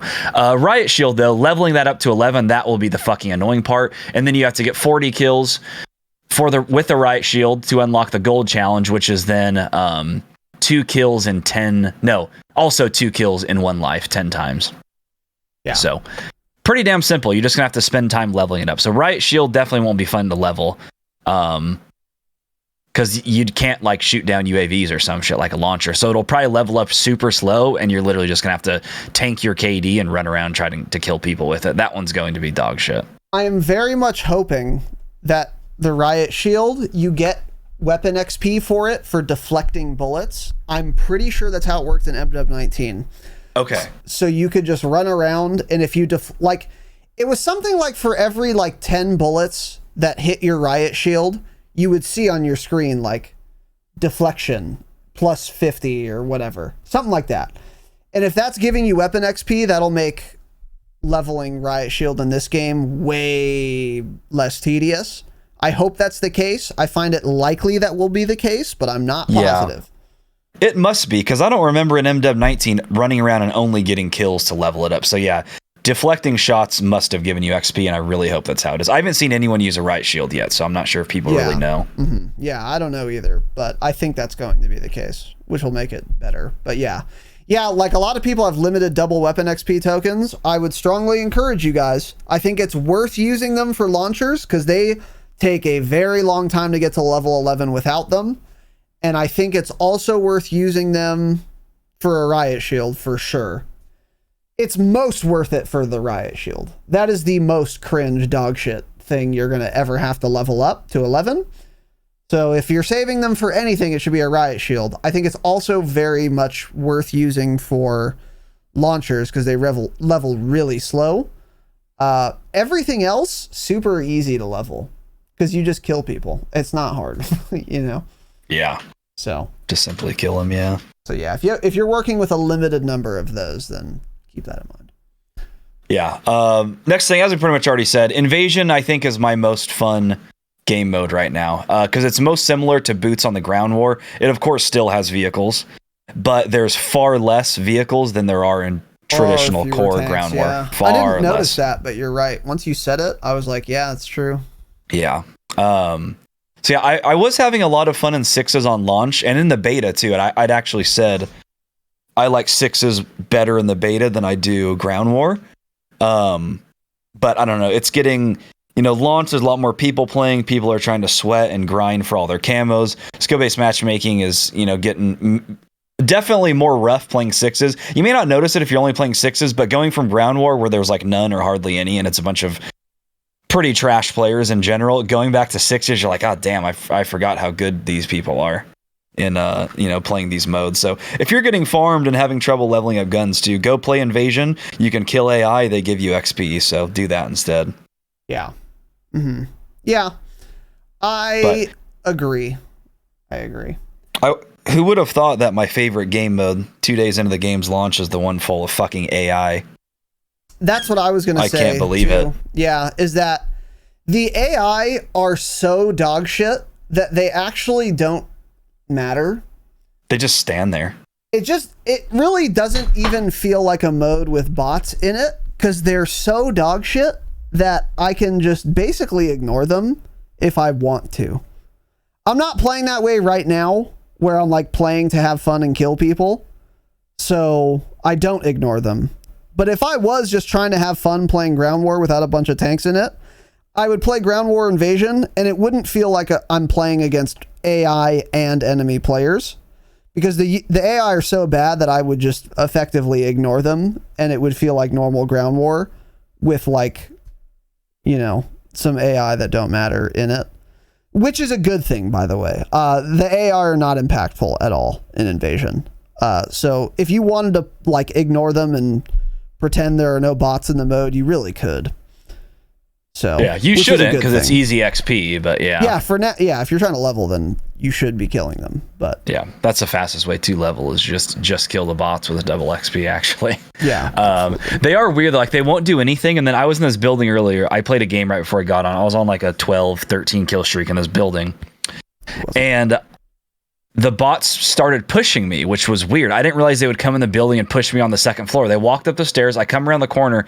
There are 4 bots at the top of the stairs, basically all standing inside each other's bodies, shooting me. And when 4 of them are shooting you at once, you get killed pretty damn fast. So I came around the corner and I was just like instantly melted. I'm like, holy shit, there were so many on my screen right there. Yeah. Yeah, but I've gotten easy killed points to in bots, general. too, a couple times.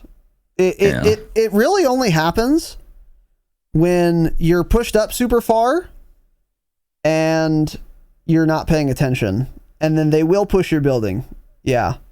And then like you're not going to die to them if you know they're there, but like the times I've died to them when that happens, I'm pushed up far and I'm sniping. And then I turn around and there's some guy shooting me. So like I'll kill him, and then if there's fucking 4 more behind him, I'm just dead. Yeah, which is kind of annoying.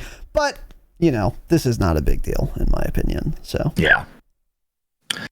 Next year, Player Showcase is back somewhat. It's really cool, and it looks good when you're on the screen. Yeah. So, okay, I was like, what did I write down here? So I wrote, Player Showcase is awesome if it becomes obvious and easily accessible. I don't know how to look at other players' showcases other than people on my friends list. I don't have a fucking clue, but you should be able to at some point. I mean, you can't even see your KD in this game right now. There's a lot of things missing because it's not a full release. They don't release games that are full anymore. Correct. So you get to choose like your operator, your gun, which cringe, you can't even put a camo on it yet either. You can like just equip the gun, and then 3 calling cards. So that's cool. It's a good start that it's in there. BO4 of course did it way better. Didn't BO4 show like KD and stats too? I thought. Maybe it didn't.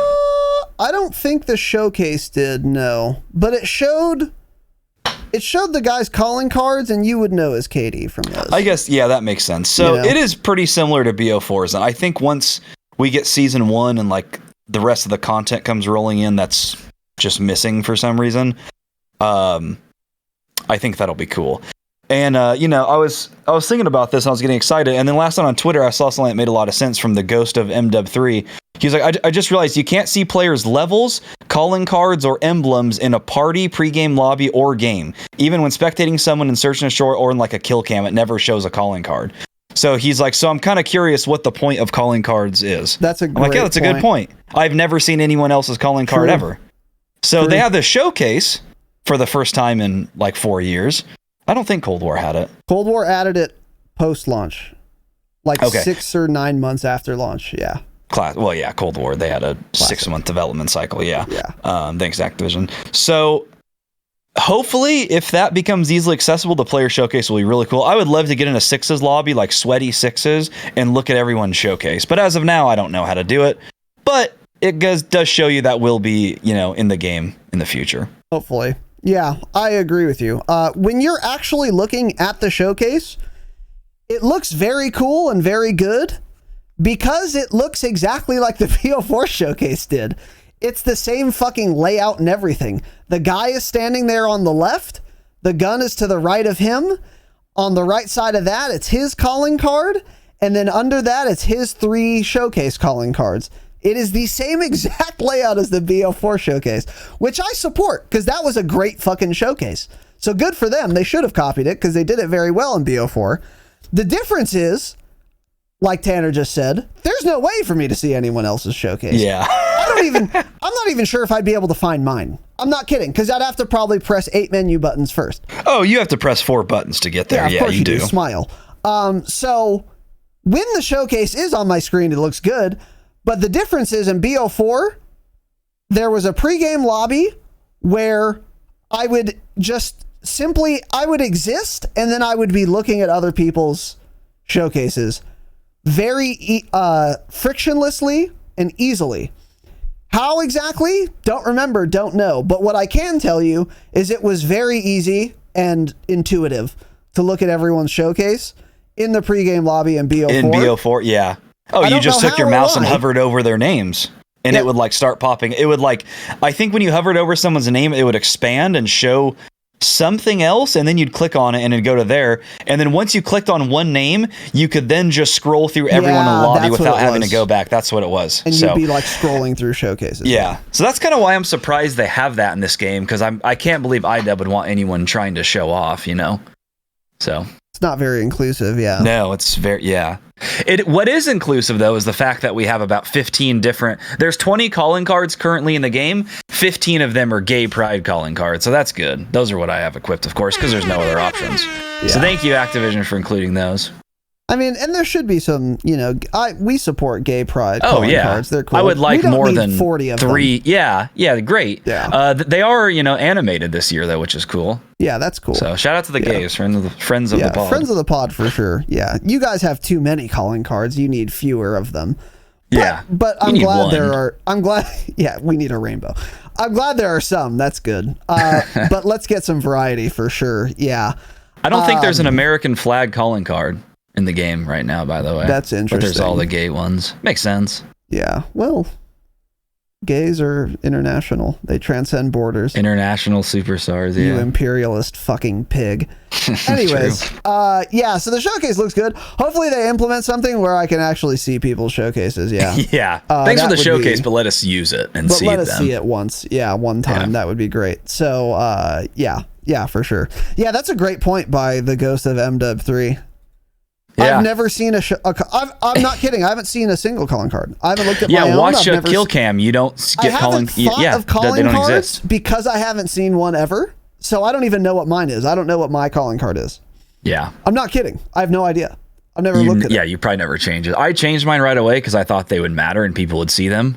But yeah, I had even DM'd or like whispered to Cope yesterday, and like his little animated emblem popped up. I'm like, oh, I guess Cope uses an animated emblem. I didn't know. I've never seen anyone's emblems ever, so that's cool to see. Yeah. But so show us those. That'd be dope for sure. Simple.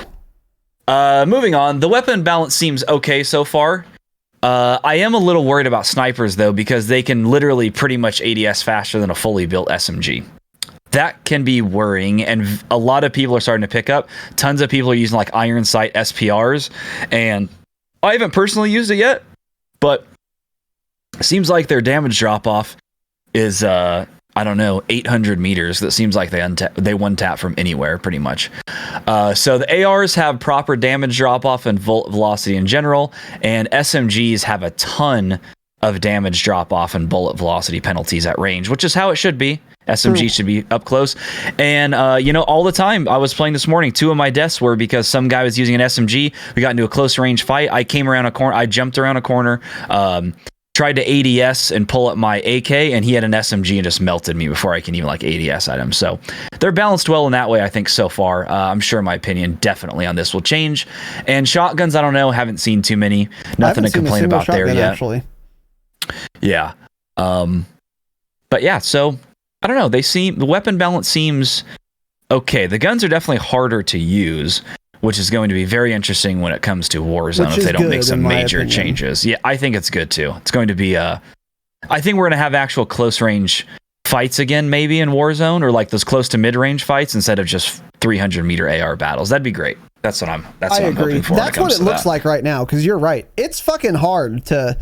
You cannot get away with killing people from as far away as you can in Vanguard or Warzone or Cold War, as a matter of fact, unless you're sniping, which is how it should be. That's good. And hopefully that trend continues for Warzone too, because then there will be like reasons to close the gap. You won't be so afraid of running out in the open, because if no one's close to you, they might get a few shots, but they're not going to kill you. So that would be really good.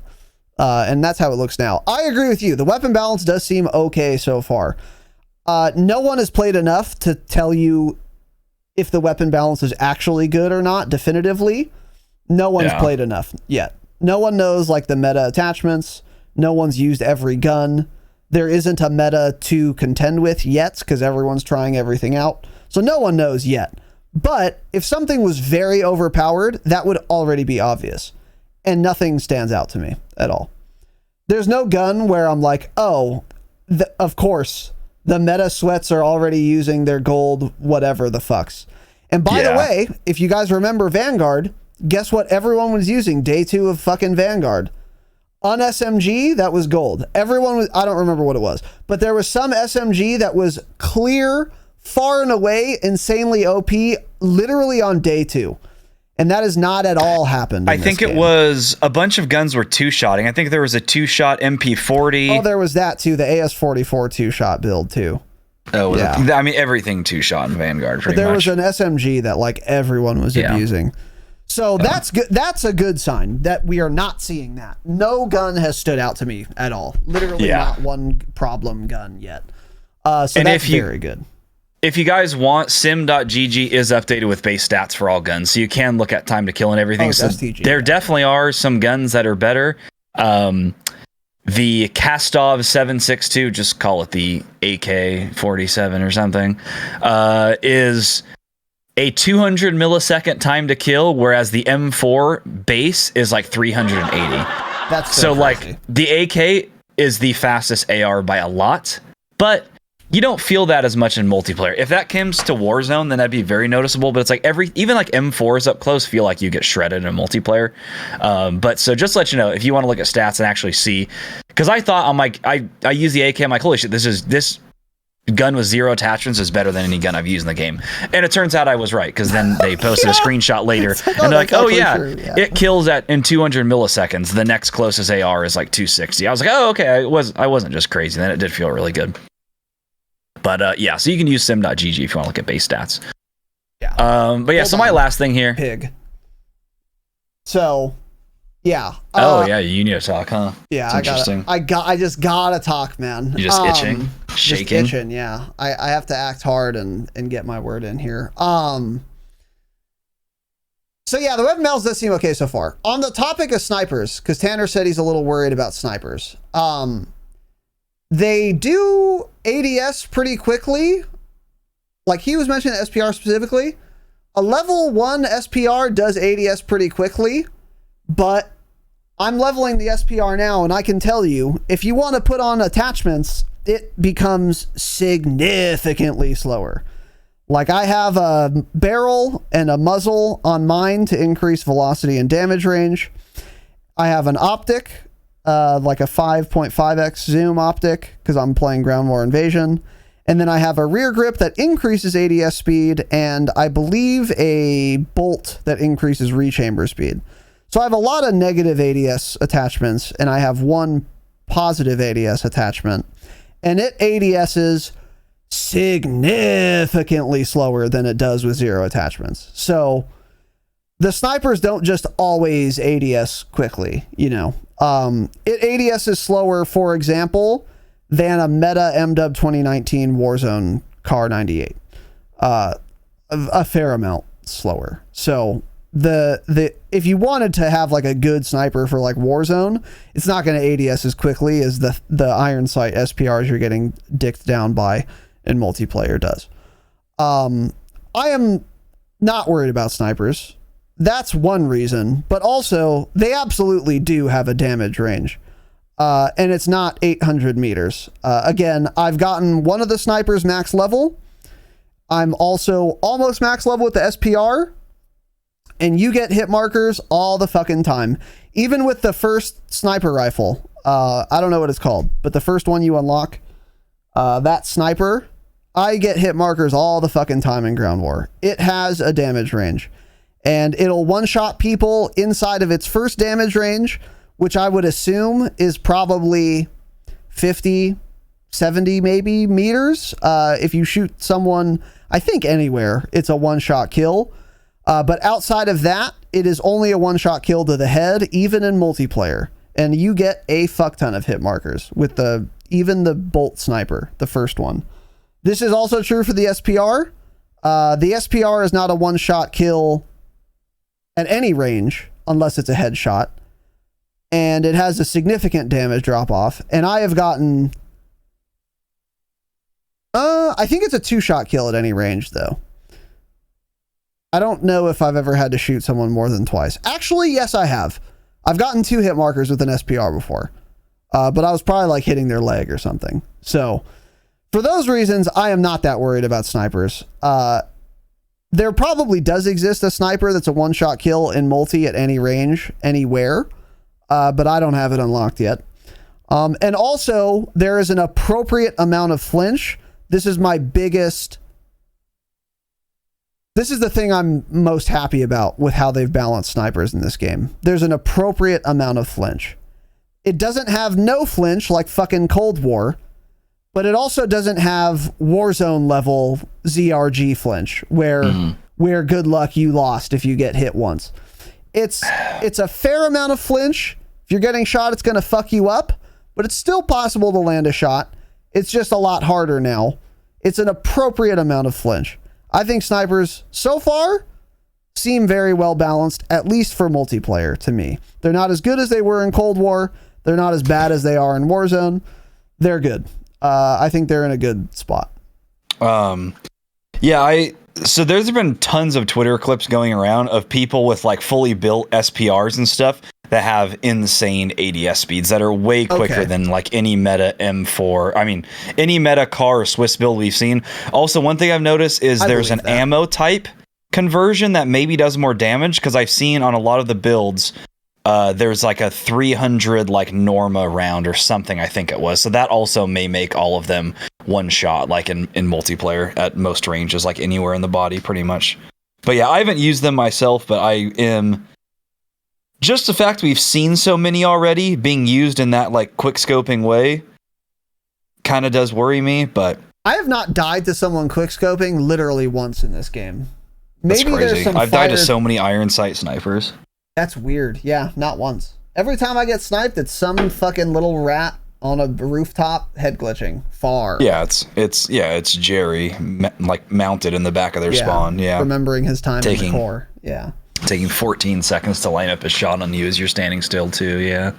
As I'm going through my settings, I'm pressing 8, 9, 10, 11 buttons to try and find what I want. Yeah. And he's just true. Lining that thing up. Yeah. Yeah, that's possible though. I don't know.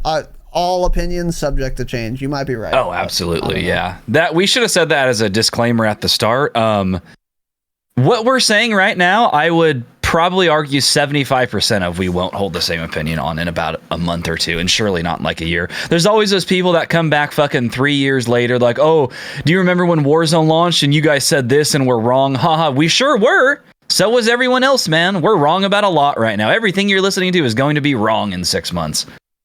It's the way it is, absolutely. man. Absolutely. So my last thing here, it doesn't sound like we've had a ton of like good things on this list, but that's because like overall I've been having fun. I think the gameplay is fun overall.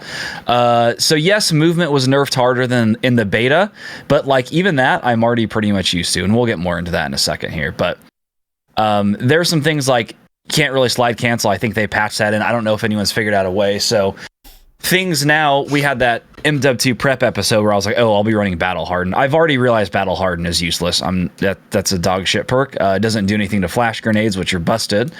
And double time may actually be very beneficial this year, because I didn't realize what it was doing for me until I got to like rank 37 or 38 whenever you get Battle Harden, and I equipped that and I'm like, holy shit, I can never sprint anymore. And without slide canceling, it makes the gameplay and movement feel a lot slower. So I think something like double time's going to be a lot more valuable this year.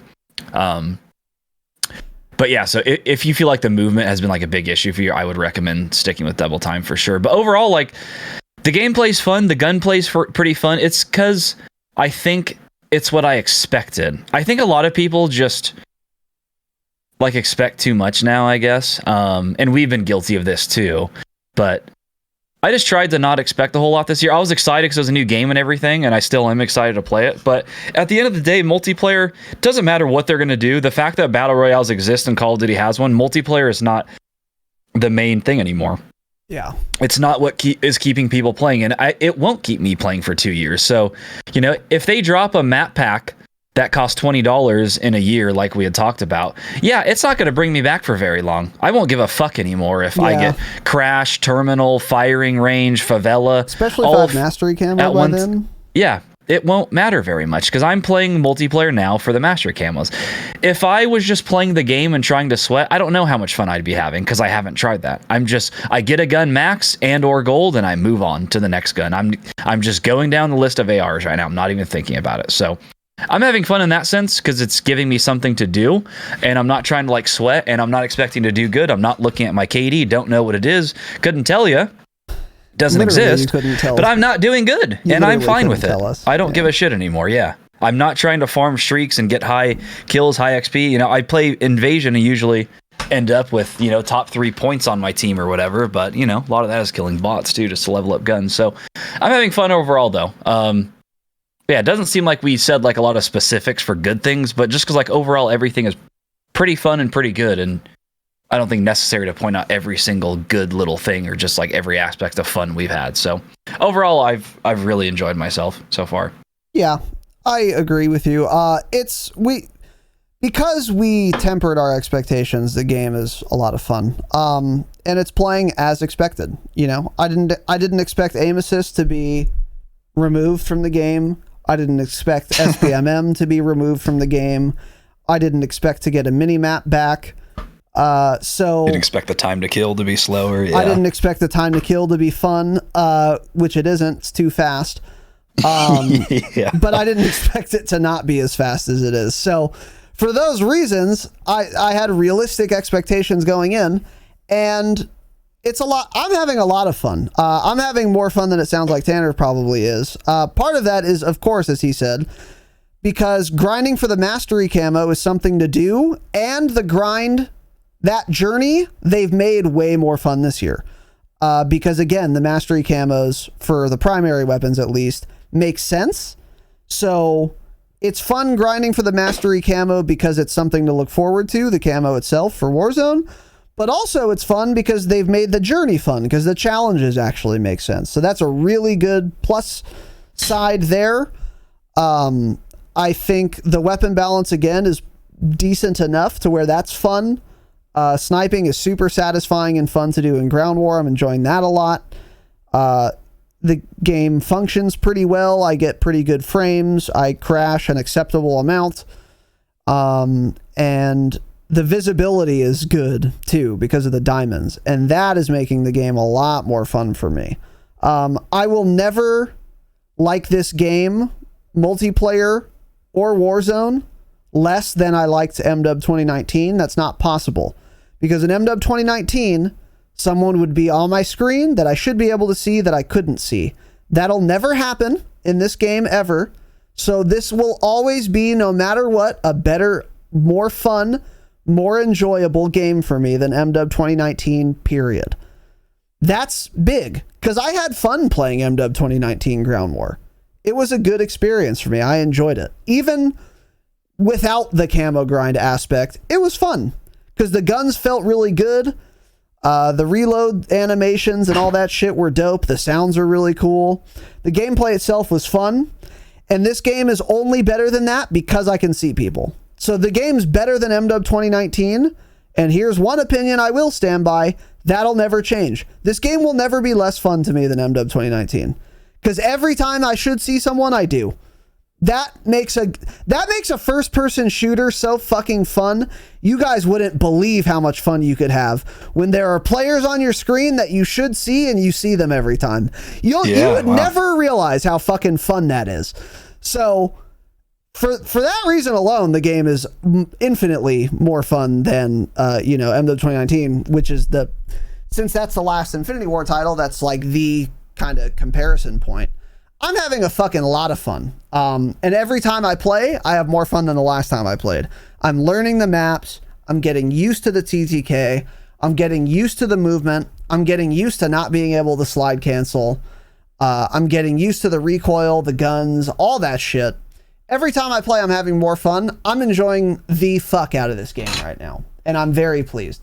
I would even say I'm having more fun than I expected to be having, to be honest. Yeah. Yeah, I'm with you though in the sense that every time I play, I do have more fun. Like, you play for a long time and you kind of get bored and like, I don't want to play right now. Well, like this morning, again, I woke up and I was like, oh, I feel like playing. So just before I got on, I like played one match. And I was like, fuck, that's a lot of fun. I don't want to get off. I know, same. I was pissed that we're doing this dog shit podcast. Yeah, let's end the pod now. Yeah. There's nothing bad to say. There's nothing bad. The game's perfect. Yeah. Stay humble. See but ya. yeah, Fuck you. yeah. And then the movement tech thing we'll get into. Let me move this down. But yeah, overall, those are our good impressions. We will have more to say on the good side and the bad side of the equation as time goes on, but those were the big standouts for us right now. Now, on to the bad. No particular order here. Let's get into it. Tanner, what do we got first? We got another yearly COD release, and I still can't save blueprints. It's so insane. Why? It's so insane.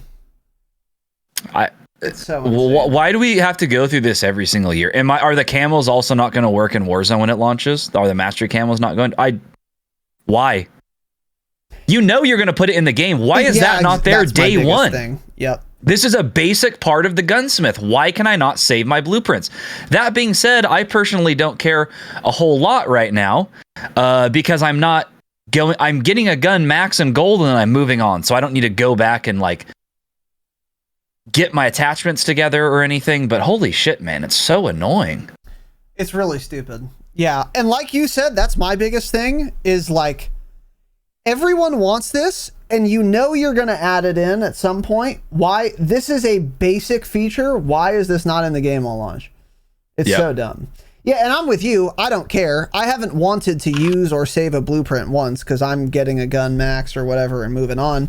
But, you know, if I was, I'd be fucking super annoyed. It's really dumb. On this same point, since I don't feel like writing it down, I'll add here. You need to be able to edit your perk packages in game. You can edit a class in game in a match, so you can change from perk package 1 to perk package 2. But I can't go inside of the perk package and change what the base perks are for that package in match. Why not? I should be able to do that. That is dumb, and cringe, and makes no sense. Why can't I change everything else about the class except edit the perk package? Stupid. That's tied to the class, yeah. It's very weird. So that's another thing that's stupid, but whatever. Yeah. But yeah, I don't know. Just day one shit, and of course the blueprints aren't in the game. You expect bugs on a launch of a game, especially on this scale. That's fine. I expect to crash. That's fine. I forgive them. I expect server queues. Yeah. Whatever. That's going to happen with a game of this magnitude, and I accept that. But not being able to save blueprints, I mean, I don't accept that. That's dumb. That should be working day one. Or it should be not working, but they should have a feature where you can save a blueprint and then they're like, fuck, it's bugged, we'll fix it. They should have tried, is what I'm saying. But they didn't. Yeah. It's just retarded, but not the biggest. Yeah. It's yeah. So cool. I don't know why I even expect things like that anymore. Just basic necessities of the video game. Yeah. Next up, flash grenades. I already talked about this. OP as hell. There's no way to avoid them. Battle hardened, whatever the fuck it's called in this game. I don't know. I don't care. It's battle hardened. Doesn't work on them, it seems. It does almost nothing. So I haven't used them yet, but I believe this. Don't bother using stun grenades. They are terrible. Use flash grenades. There's no way to avoid it. Even if you turn around, you still get hit by it.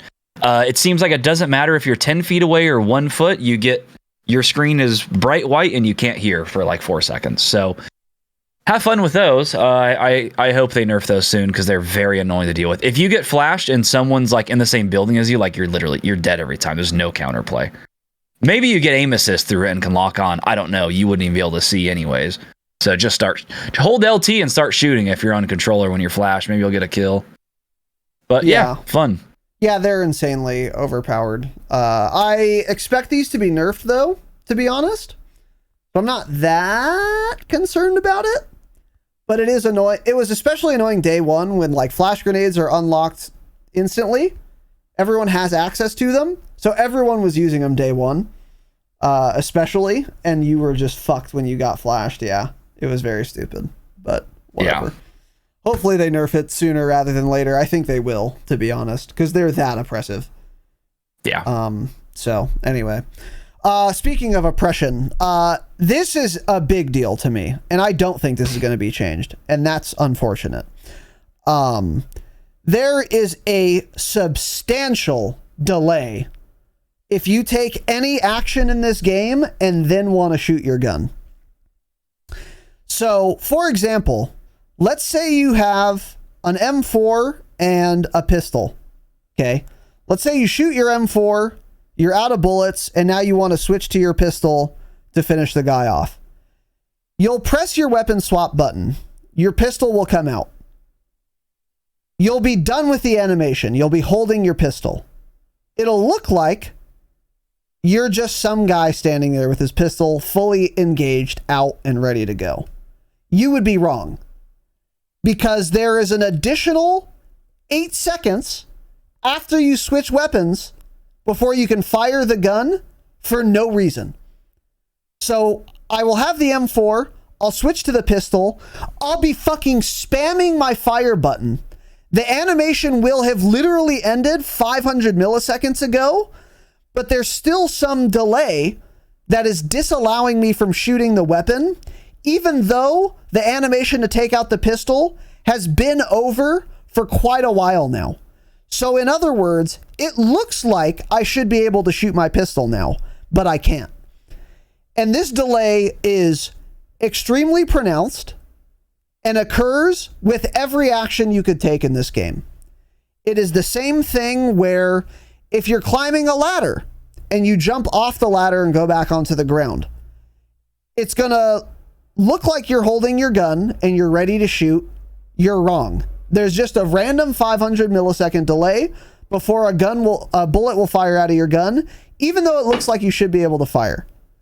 Finish climbing a ladder, same delay. Get out of a vehicle, same delay. Get out of your tablet calling a kill streak, same delay. Every action you could take will incur this delay that makes no sense. I don't get it. At the very least, what they need to do is have the animation line up with the delay so that I don't think I should be able to shoot my gun before I am. So how would they do that with weapon swapping to a pistol? If I swap to a pistol and I can't fire the pistol for 2 seconds, then the animation should last 2 seconds. As soon as it looks like I should be able to shoot my gun after the action has occurred, weapon swap, climbing a ladder, getting off of a ladder, getting out of a vehicle, then I should be able to fire the weapon. So what they should do is just decrease the delay significantly, keep the animation speed the same. But if they don't want to do that, at least have it such that as soon as my weapon looks like it can be fired, it needs to be fireable. If I can't fire the pistol because I'm not done swapping weapons, don't make it look like I am done, because this is insanely annoying. And I've died this way so many times where I wouldn't have if I knew my gun wasn't ready to fire yet. Have you encountered this? Oh, absolutely. There is a delay to everything in this game. Yeah. You know, iDub Debs, their brains are delayed, which is fine. So that's why they decided to add a delay to every single feature of this video game.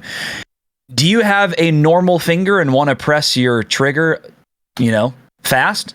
Don't care, you can't. Every single pistol has a really low fire rate cap. Do you have your Pila fully out and you're aiming at the target and you press your button? That's cool. Wait a second, though, because the rocket's not going to come out right away. There's a delay on that. Yep. Everything in this video game has a delay. Dolphin diving, still a delay. That's something I complained about in the beta. Crouching, there's a delay with crouching. You can hit the button 10 times in 2 seconds. It'll go up and down once because they add a delay to it.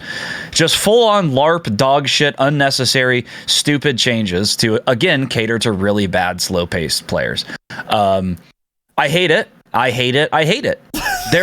Everything has a delay in this video game, man. Yeah. Yep.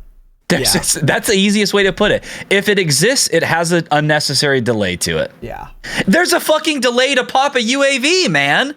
You got to pull out your little cell phone. You got to press a button. Just make it an MDub where your guy slaps his chest real quick and it's up in the air. There's a delay to pop dead silence. Why?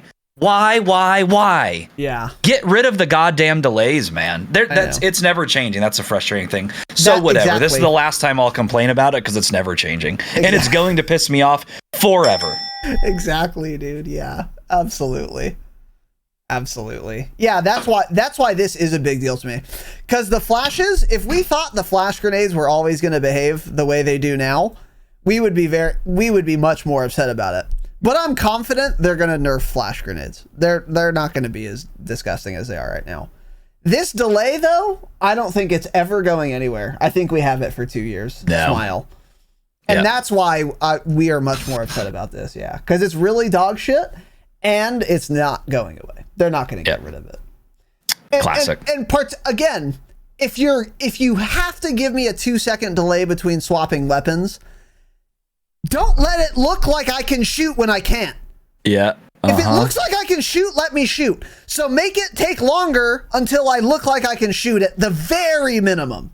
But no. It's going to look like you can be fucking aiming at the guy and it zooms in on your finger just fucking itching the trigger. But you can't shoot though. Like why? It's so dumb. But anyway, yeah, there you go. Yep, so that's fun and exciting. Next up here, movement is somehow worse than in the beta. Not by a lot. It's almost all the same, but it's worse because of one thing. They did in fact kill the double jump, which I'm on record saying no way they're gonna kill the double jump. They won't do that. Smile, XD, Infinity Ward, they'd gone out and they'd done it. I thought it was just a campaign thing. Feature, yeah. They gutted. You idiots. cannot double jump anymore. You can still bunny hop, which I still do because it's the only thing you can do. You either run around a corner or you bunny hop around a corner. So you're gonna die either way to everyone in 100 milliseconds. So it really doesn't matter. So I like to just die in the air typically. So I bunny hop. But yeah, you can't double jump anymore, which was like the one little movement technique you can do in this game. So that's now completely gone. Right. And as I already said, there's a crouch delay. That's fun and exciting. I'm spamming my crouch button. You can't even crouch shoot people listen, anymore. this is how fast I'm pressing the crouch button, like this, right? And here's what my character's doing. Yeah. I'm not kidding. It's so fucking slow, man. I hate it. God damn it. Yeah. Like, these are elite operators and he can't stand up. I don't get it. Yeah. Dolphin diving, of course, also useless other than going through a window or to get into cover if someone's shooting at you in the back. You can't go into a fight dolphin diving because Smile, XD, Infinity Ward, there's a delay coming out of the dolphin dive, which was in the beta. So that's not worse. I really hoped they would let you shoot quicker out of it. You can't. So I'm just laying like an asshole on the ground staring at some guy as he's putting bullets into my head because I can't shoot. So here's my tip to you. Unbind crouch, unbind jump, unbind sprint, and unbind your dolphin dive button. And of course, unbind sliding, because none of them matter. You won't ever do any of them unless you want to just get yourself killed. They have no use anytime ever. Get them out of the game, man. They ruined them. All of them are bad. Yeah. If you want to look cool. different in the kill cam, you can keep those things bound. But yeah, if you want to die dolphin diving instead of walking around a corner, then sure, keep them bound. But they don't help at all. So maybe just unbind those fun little buttons there, man. Yeah, so one thing. So in BO4, by the way, you could not drop shot in Black Ops 4 unless you were running stock 2 attachment on your gun, which very few guns had and very few people did. So no one drop shotted in BO4. But therefore, what the good players would do instead is mid gunfight, where maybe they would otherwise drop shot, you instead just crouch. It shrinks your hitbox and it fucks with the other player's aim. And I think in that game, it gave you better recoil control too, as it should. It's easier to control a gun if you're crouched than if you're standing. So the play was, if you're a good player mid gunfight, if you're just doing heads up, no cover, crouch mid gunfight. That's actually not relevant in this game. No, because with the time to kill, by the time your guy actually crouches, someone's dead. And it's you or the other guy. But there's not enough time to, really. Mm-mm. Which is weird, because when you drop shot, your character at least starts moving right away. Drop shotting is still worth doing, but crouch shotting is not. There is not a reason to crouch in this game, actually, unless you're on a window and you have to crouch to get an angle or something. Sliding is also done. Sliding's gone. I'm not kidding. If you literally never slid in this game, you would be totally fine. There's no reason to ever slide because of the dolphin dive. So here's where I disagree with Tanner. I think the dolphin dive is super useful And I'm abusing the fuck out of dolphin diving. If I have to run from like a building to another building and some guy is shooting me, I will literally tack sprint, dolphin dive, stand up, tack sprint, and dolphin dive again. And it actually makes you a lot harder to hit than if you're just like tack sprinting in that direction, or even sliding in that direction. If you slide while doing that, see ya. You're super, super fucking dead. Your character slows down, and then when you finish the slide, guess what you're doing? Crouched. Guess what that means? You have to stand up. Guess how long that takes? Too long. Guess what happened? You died. So don't do that. But if you like fucking are just dolphin diving around like a fucking retard, I mean, you probably look so dumb doing this. It looks funny, dude. It looks absurd, but it's super useful in my opinion. I've been dolphin diving a lot, and it's definitely keeping me alive more than just like trying to tack sprint around, you know? So the thing about that though is I'm not exaggerating, and I know we like to joke and be hyperbolic sometimes. I'm being dead serious when I say this. I don't think there's literally any situation ever where you should slide. Exactly. Yeah, I'm literally not kidding. Yeah. Go on. What I was saying was, mostly sarcastic. Dolphin diving, I wish you could use it going into a fight and then being able to shoot quicker. That'd be great. I do use dolphin diving every window I jump through because that's the next thing we'll get to here, the next bad thing. And to get around corners. And you can even do like a little angle peek. Because you can dolphin dive and literally infinitely spin in the middle of the air. So they don't want slide canceling because it's unrealistic, but I can do a fucking 360 while I'm dolphin diving and land fine. Yeah. Infinity Ward, by the way. So that's cool. But yeah, dolphin diving has utility. I am not kidding though. You can literally unbind slide. There is not a use for it currently until someone figures out a way to slide cancel. It is so useless. It will get you killed every single time. It's slower than just sprinting. If you had just sprinted, taking that slide slows your character down. If you're like running with a knife out and you're going really fast, you slide, it slides slower than otherwise you would have just like ran that same distance. So it has zero usage and utility, like literally ever. I can't think of a situation where you would ever use it. Dolphin dive, you can use it to get away from people all the time and stay alive, but sliding, zero utility in this game at all. Exactly. Like literally just remove it because you've made it so bad, just remove it. Yeah, I agree.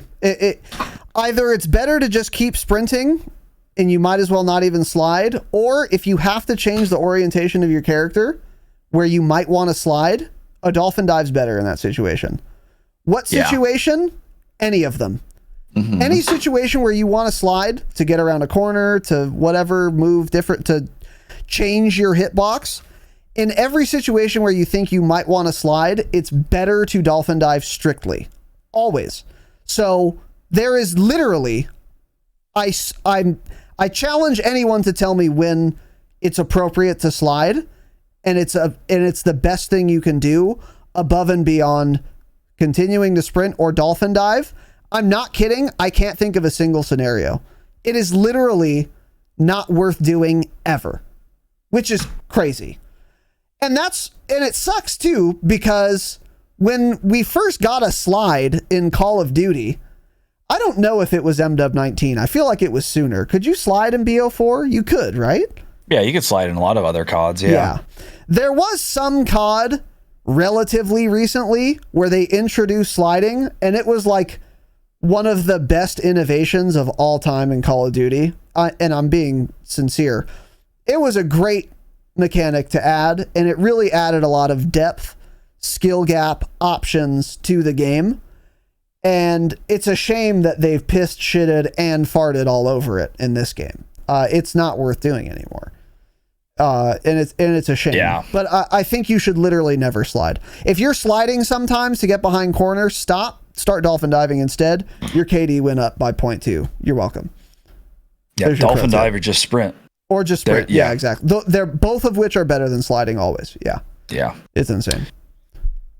So cool. Next thing up here, still can't jump through windows. This was in the beta. Classic Infinity Ward. By the way, let's make something super clear that we told you. almost nothing good changed from the beta in terms of them fixing things. If you thought anything needed to be fixed and you said, oh, it's just a beta, that's still a bug and that's still a problem in the game. Windows are one of those. You cannot get through Windows. Even, I'm not exaggerating, I was standing at this window, I shot it out, I was right in front of it, so it like shows you on your screen like, oh, press spacebar to mantle over. That came up and I pressed spacebar 4 times and could not get through the window. My character would like start going up and stop. It is so broken. You can't do it from the outside, the inside. It just never works. So that's why if you're playing like Ground War or anything and trying to get through a window, you have to dolphin dive through it. That almost always works once you get the timing down. It's really easy. But I just can't. I can't believe they made Windows worse than they were in Warzone and in 2019. They are so much worse. Which is saying the most. It's saying so many things. It's saying every possible thing. It's saying one all step of forward, the 2 steps back. Call of Duty. Yeah. It's comical how hard it is. One time yesterday, I was not in any danger. I was playing Ground War. I was like on the edge of the map. There's some building and there's a window there. And I'm like, you know what? I'm going to try and climb through this window. I was not streaming. I was not even in voice with anyone. I was just doing a little experiment by myself. I was like, I'm going to try and climb through this window. I couldn't do it. Yeah. I tried like 4 or 5 times before I was like, okay, I'm going to stand dead center on the wall looking directly at the window. And now let me try it from a standstill. And then it worked finally. But in any situation ever, I would have died 1,000 times and you would have just seen my character just jumping along the side of a building like a fucking dumb shit while getting his ass fucked by bullets, of course. If the window is broken, then it works intuitively, easily, and as it should. But why doesn't it just work like that even if the window isn't broken yet? It would be so easy for them to code it that way.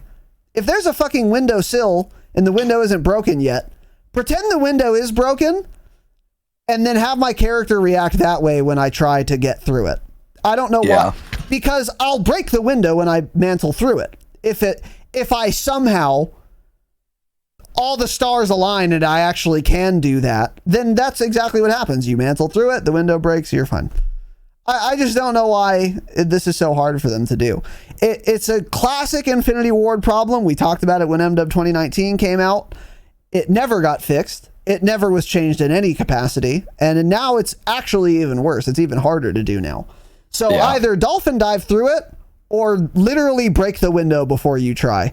It'll take you less time to shoot or melee the window before jumping through it than it will to try and land the impossible challenge of getting through the fucking window. Elite operator, by the way. Oh, super elite. Yeah. Guy can't. You have to be like pixel perfect. 8-inch ledge. I would rather you give me 1 bullet to land a 350 meter headshot on a moving target in Warzone than tell me there's a window there and it's not broken yet. You need to jump through it first try. I swear to God, I'm not kidding. I would like my chances more of landing a 350 meter headshot on a moving target. I swear to God, I'm not joking. I swear to God, I'm not joking. That's how hard it is. It's so hard. You have to be pixel perfect, dude. I don't know. I don't know. So shout out to Infinity Ward. Yeah, so shout out to that. Something else that's worse than MW 2019, mounting. Yep. Kind of all that needs to be said. You'll be on a right corner of something, looking out the door to the right, and you press mount, and your character suddenly moves and looks left and mounts on the left side of it. Literally, I was watching Metaphor for 2 minutes this morning. I turned on a stream. No, it was when you were watching Symphony, actually, when he had Symphony pulled up on the pod. Oh, yeah.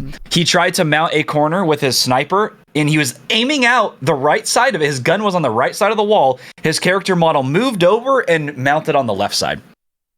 It's so bad. You can't move. You can't crouch on it. Doesn't work half the time.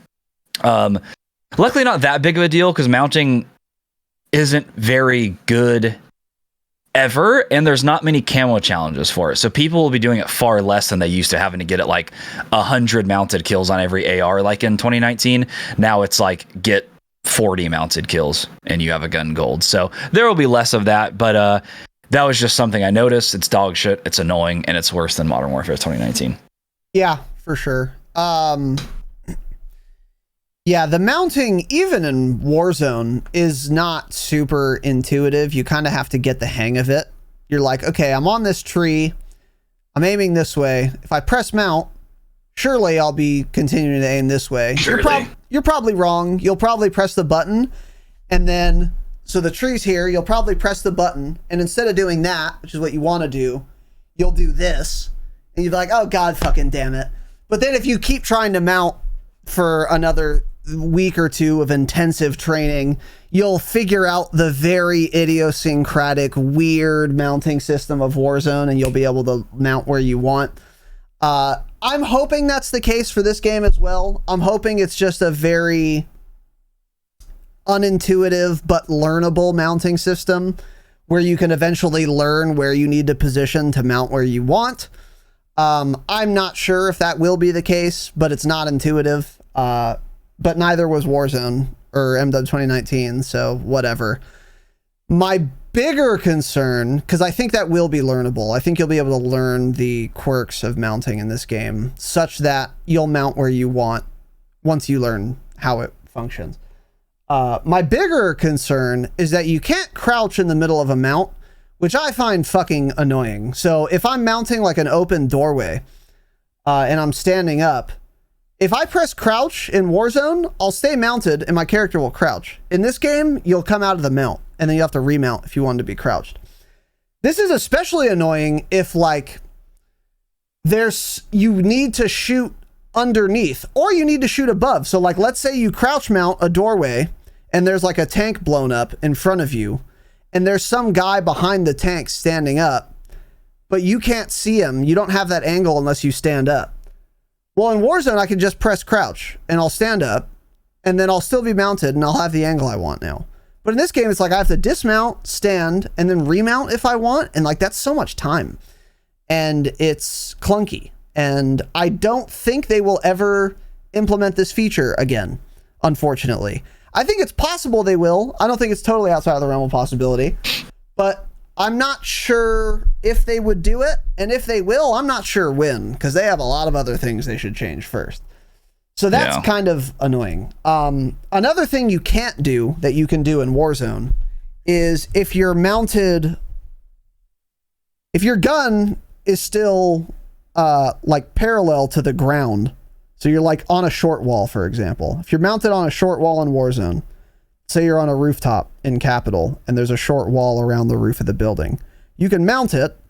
And if you are parallel to the ground, you can strafe while you're mounted. This is something you could do in Warzone that you cannot do in this game. I miss that because it's really good, but also I hope they don't bring it back because that is really overpowered. There is a particular building in Capital that you can get on the roof of. It's one of the buildings that is closest to Resort if you're in Capital. There is a roof. It is a rectangular building. There's usually a buy across the street below you, very close to you. And then beyond that buy, from your perspective, if you're looking like toward Peak, there's a huge ridgeline. This is a popular building for like Iron and players like that to go. It's really strong. There's a balloon to your left if you're looking at Peak, and then the buy station very close down to your right. I have been on this building in Warzone with a fully automatic weapon that already has no recoil. And then I mount the fucking short wall. So now my gun has 0 recoil. And I can fucking strafe people while I'm mounted without dismounting, while fucking their ass with a full auto weapon that has no recoil, and strafe fucking sniper headshots. I miss that because it's really good, but also this is overpowered and it shouldn't be a feature at all. This should have never been allowed in Warzone. It's wildly unrealistic and it's also very overpowered. But think about what that would look like or sound like in real life. You put your gun, you mount it on a fucking little short wall. You're just fucking dragging your gun along. Like this is silly, but it's also very overpowered. I would fuck kids up from that rooftop every time I was there Good luck hitting me. I'm a tiny little head glitch, and I'm strafing you now, all with no recoil. This is so overpowered. So I hope they don't bring that back because it's too good, but I do miss it. But I do hope they bring back being able to crouch while you're mounted. I think that's sufficiently realistic and also a huge quality of life change that's not overpowered, but necessary. Will it come back again? I don't think so. If it does, it won't be for quite a while, probably. Yeah. So, anyway. Yeah, I don't think it will. There you go. Moving on here, ledge hanging. So this is one of the fun and exciting features. Ledge hanging in this game is the equivalent of what blind fire was in Vanguard, but worse. Meaning the devs got very excited about this fun and exciting new feature called blind fire for Vanguard. And they made videos about it. They made tweets about it. They made fucking montage clips of it. They spent a lot of virtual ink was spilled about how cool and fun blind fire is. Then the game came out and no one fucking cared. No one did it. I literally can't tell you how to blind fire in Vanguard. I don't know how. I never did it because it was dog shit. Why the fuck would I blind fire? This is a useless feature. They did all this coding. They spent all this time talking about it. They got real excited about it.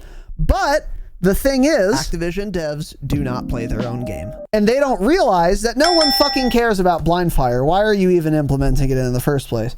But in Vanguard, it's harmless. I mean, they wasted time designing it, but I don't care.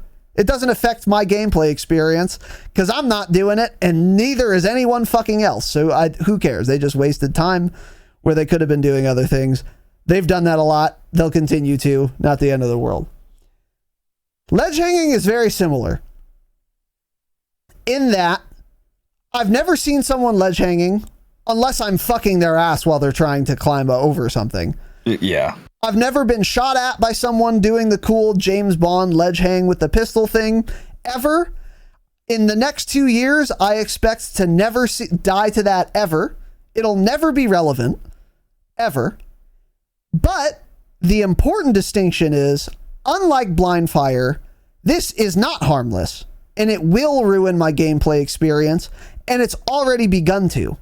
Because if I am running toward a box and I want to climb on top the box to jump to a roof, I do not want to ledge hang on the box first. Never. What out of 10,000 times I approach that box, I will want to ledge hang 0 of the times. I'll never want to do it. Oh, but Raz, just go into your settings and just disable ledge hang. Just make it such that if you go to a box and you press jump, you'll just mantle straight on top of it like every other Call of Duty game.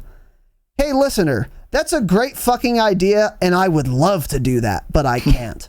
There is no such setting. So now what do I have to do? Ledge hang like an asshole? Wait a considerable delay. We've talked about delays.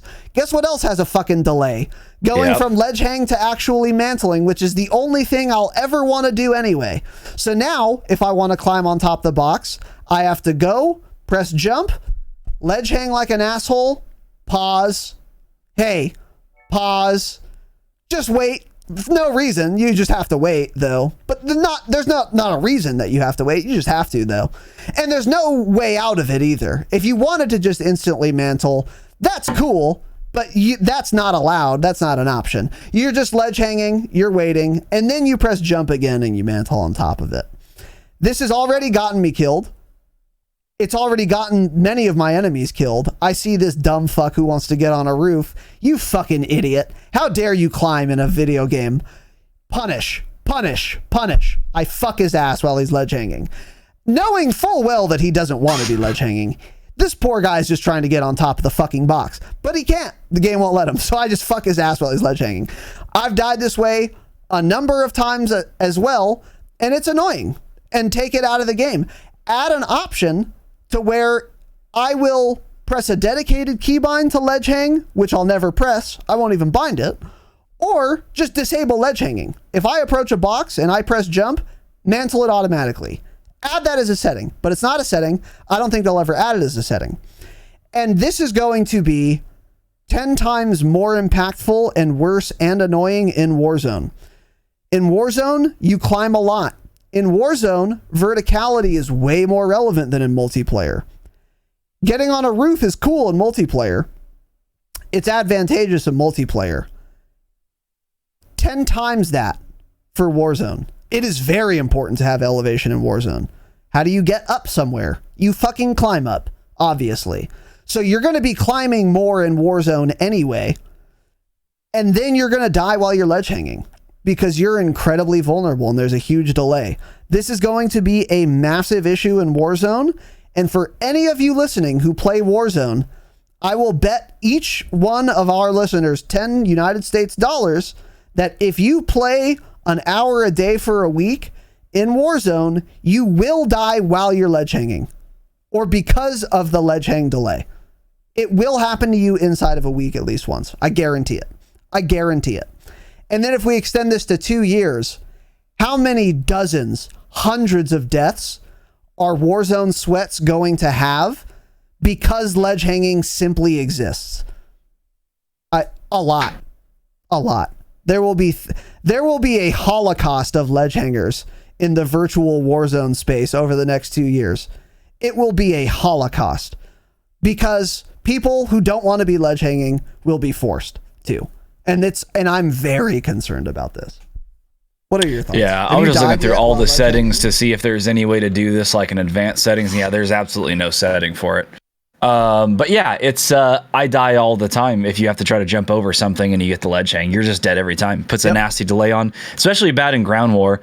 I'm learning now you just can't there will be walls, like a concrete wall that's like the height of your character. Just literally go around it. Don't try to go over it because it'll take 2 seconds to get on and then over it, and then you're just going to be dead at that point anyways because you're such an easy target. So just literally run around. It's so annoying. It's very stupid. Yeah, this is a terrible feature, and they need to add some sort of setting where it just auto climbs over it. No one wants to. I don't want to ledge. There's no reason for me to ledge hang like anywhere most of the time. It's just, it doesn't make any sense. Then it's not, out of all the settings they have, how is that one not a setting to just like disable ledge hang? Yeah, I totally agree. So I hate it. Yeah. Because even if it could be relevant, which I don't think it will be, you can't fire any gun while ledge hanging. It's only pistols, right? Yes, correct. So for that reason, I don't think it's ever going to be relevant. Let's assume you could fire any gun while ledge hanging. The proportion of times I approach something mantleable where I would want to ledge hang, even if I could fire any gun, would still be like 10, maybe 20% of the time. Yeah. So the default should be just mantle it. And then ledge hang should be like some other button or feature or something. I don't know why it just defaults to ledge hanging when, especially since it's only pistol, it'll never be relevant. So hopefully it's possible that people are going to complain so much about this that it does get changed. People will complain about this. Absolutely. Will it be enough to get on the devs' radar? I don't know. Because here's another thing people complained a lot about in Warzone 2019. There's a lot. I'll pick one. Dying to precision airstrike while you're in a building. I mean, how many tweets from million follower Twitter accounts have gone out on that topic? Quite a few, and it never got changed. And Ted, in fact, said, hey, we hear ya. We know no one wants this, but go fuck yourself, though. So either there won't be enough tweets about it, and we'll get no communication on this topic, and it'll always be in the game. Or there will be enough tweets about it, and we'll be told to go fuck ourselves again. Or they'll actually change it. I'm hoping for option 3, but I'm not very optimistic. It's not great. So hopefully they add a lot of rappels and ladders and fucking stairs. So we'll see. Yeah, true. We will see. But anyway, moving on. Next thing. Pretty simple one. Ground war is really bad right now because there's way too many vehicles. Like, I'm not exaggerating. Again, I said this in the beta, the exact same thing. They need to reduce the spawn rate of vehicles by like 75%. There are so many tanks and APCs, not 50%, at least 75%, and there would still be 2 or 3 there. always. Yeah. It's way too many. It makes MW 2019 Ground War look like infantry Ground War compared to this. Yeah. And then it leads to boring gunfights as well because everyone's in vehicles and there's not as many people to shoot at. It's just not a good balance. I get that they have the vehicles. They want to add them into the game. They want to make a mode for it. Cool. We don't need 8 of them spawning at once, though. So unnecessary and just ruins the whole experience. Absolutely. Absolutely. And I haven't played, as I said, I've only played like 3 matches of regular Ground War. I've been playing mostly Invasion. And from now on, by the way, Ground War is regular Ground War. Invasion is Ground War Invasion. I'm never saying Ground War Invasion, those 3 words together, ever again. I'm done. So if I say Ground War, assume I mean regular ass, no AI Ground War. Yeah, exactly. Because I'm done saying Ground War Invasion. It's too many words. So if I say Ground War, I mean traditional Ground War. I've been playing mostly Invasion. I've only played 3 matches of Ground War. But every time, yeah, I agree.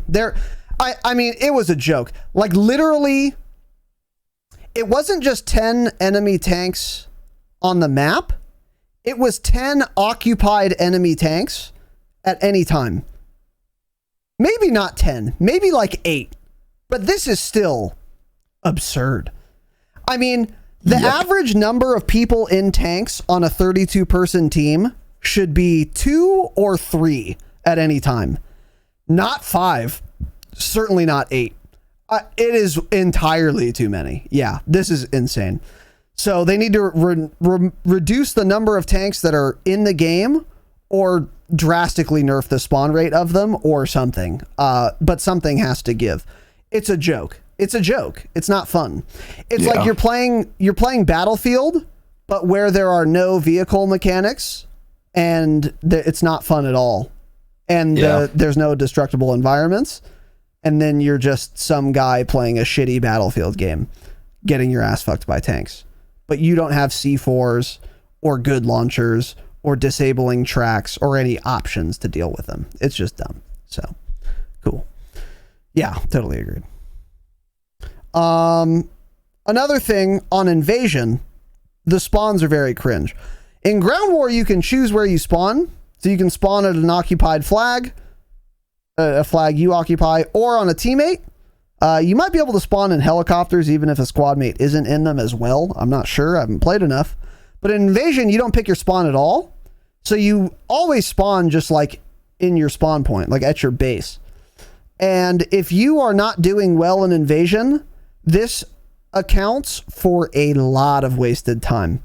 A lot of wasted time. If you're getting shit on in Invasion, you will spend a solid 30 seconds, maybe even a minute, running back to a point of contact, getting sniped by some guy you never saw, and then you spawn in literally the exact same spot, and it's not fun.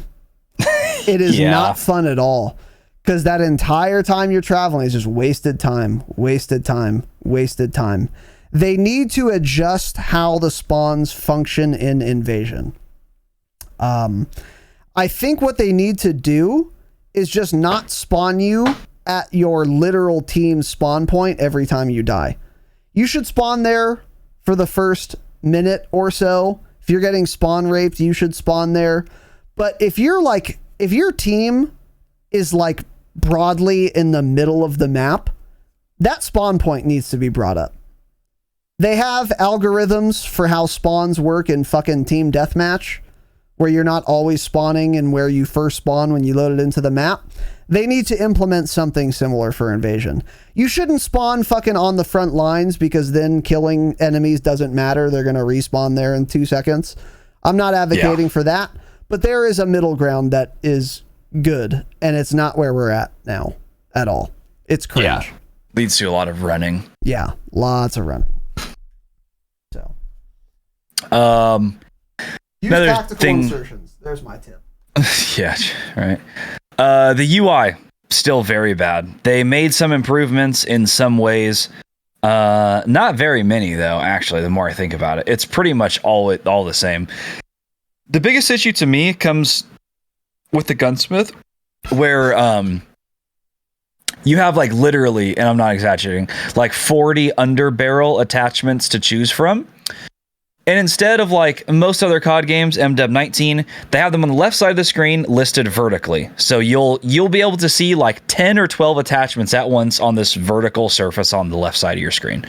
In this game, they decided to do it, as we found out from Charlie Intel, the people who worked on the UI in this game was like the head of Hulu, some guy that used to work for Hulu. That's why it looks the way it is. That's why everything's like horizontal bars. Yeah. I think we talked about that on the pod, or maybe we never ended up covering it, but a bunch of the team that did the UI on this COD game were like former Hulu and like Netflix people. So that's why it looks the way that it was. Interesting. Okay. So you get to the underbarrels and you have to slide through them horizontally.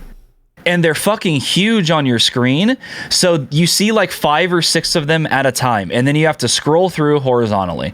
So it's annoying to like look through and try to compare and think like what I want to take when I'm only seeing like 5 at a time instead of like 10 or 12 at a time. Just again, an unnecessary UI change that only made things worse. It's very annoying. Same thing with optics. The guns have like 40 optics, or they can. So it's just not a good idea I think they could get around this if they made them smaller. They're very big on your screen. And I don't know if they could do like 2 rows or something. I know what you're talking about, yeah. I don't think they can do double rows. Yeah, like a grid should come up that takes up your whole fucking screen, actually, so that I can move down it and across it. Because if I'm editing my fucking class, I don't need to be able to see enemies anyway.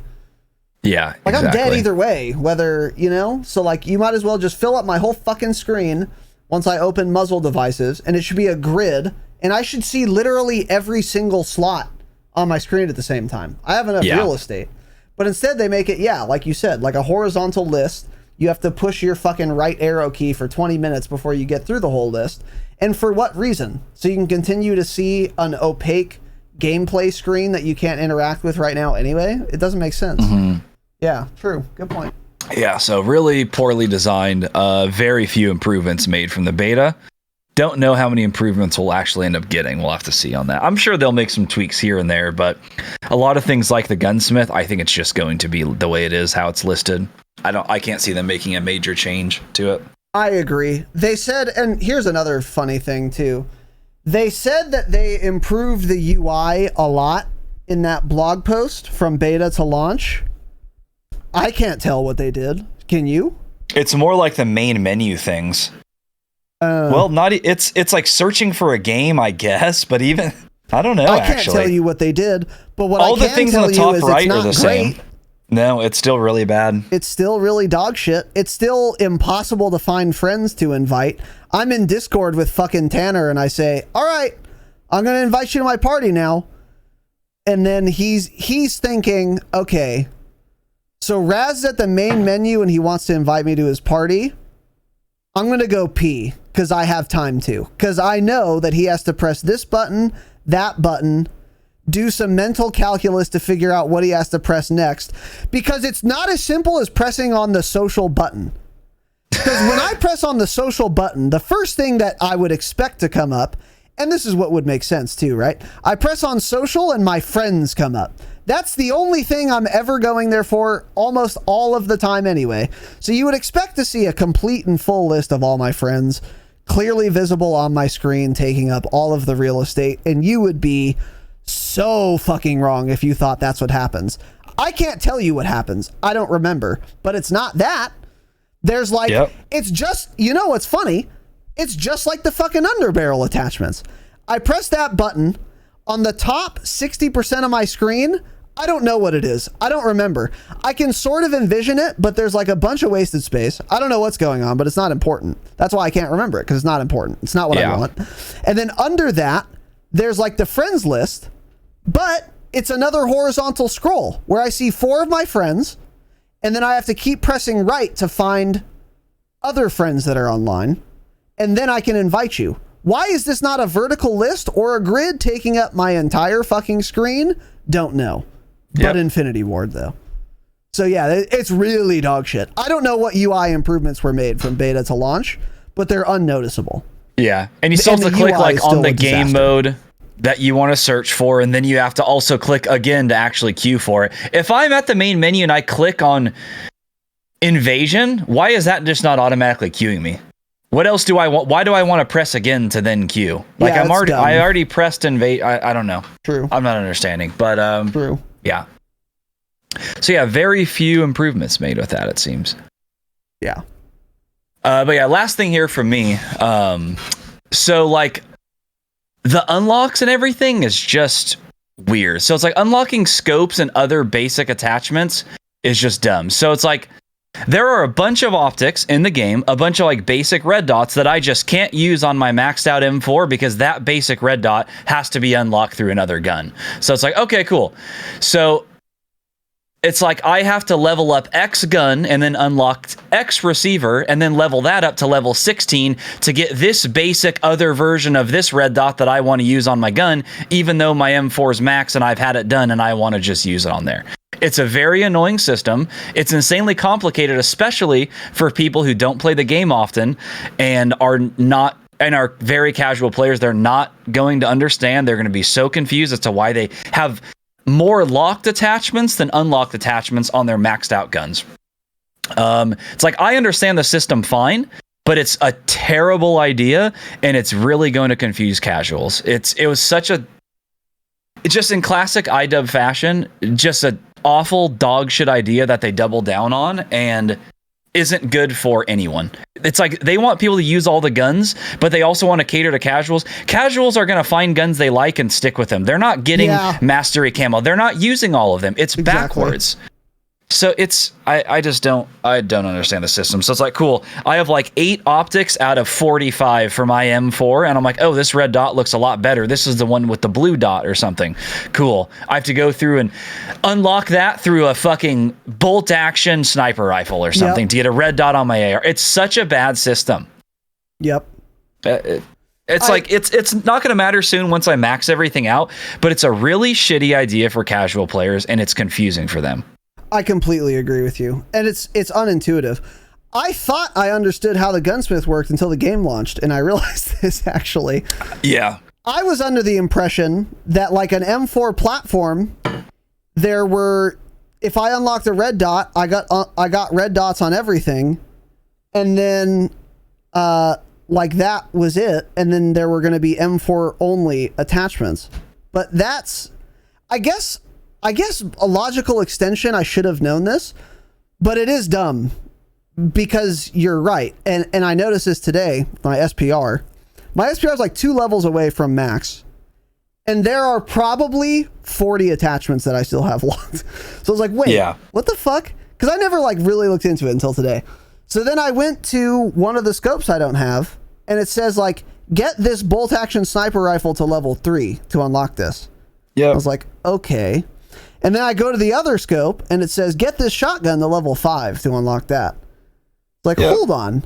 So if I wanted to unlock every attachment for my favorite gun, I would have to get, let's say it's an AK. I'd have to get the AK max level. I'd also have to get the Icarus bolt action sniper to level 7. I'd also have to get the SPR to level 2. I'd also have to get the MP7 to level 13. I'd also have to get... And then how many guns do I need to level 2 or 3 to use all the attachments on the one fucking gun I like as Jerry at the mill who works 40 hours a week and plays 3 hours a month of COD? And how confusing is this going to be? It is a bad system. Yeah. And I thought this system would make more sense, like 5.56 guns would share like mostly the same attachments. Right. So you get an M4 done and then most 5.56 attachments done. Like I've been using the SCAR, the 5.56 version of the SCAR, and one of the suppressors you have to like unlock through an AK-74. I don't know what it's called in the game. The best way I can describe it is it's the PBS suppressor from Tarkov. That's like, it's like narrow and then it's wider. It looks like whenever you see a suppressor on an AK, that's the suppressor you see. In order for me, I can use that on my 5.56 SCAR, but I have to go to a 7.62 stubby AK to unlock that suppressor. It's just backwards and like, I don't know. The whole system's terrible. Warzone Loadout made a nice little tweet that said, you have to play with, not necessarily max out, but you have to play with and level to a certain level 34 different guns to unlock every attachment available on the M4. You have to use 34 weapons. Yes, that's what it is. That's how spread out it is. Not max out 34 guns. A lot of them are like level this to level 5, 3, get this level 7, but still 34 guns are required to be used to get every attachment for an M4. That's great insane. system when we're catering to casuals. You fucking idiots, man. So it's like, it doesn't bother me that much because, again, I'll have everything maxed in a month, 2 months, I don't know, and this won't matter to me, but it pisses me off that they're screwing over like casual players because of this complicated system. There's already been people in the Discord talking about the confusion with this, that they don't understand it. And I don't blame them. It's a terrible system. Yeah.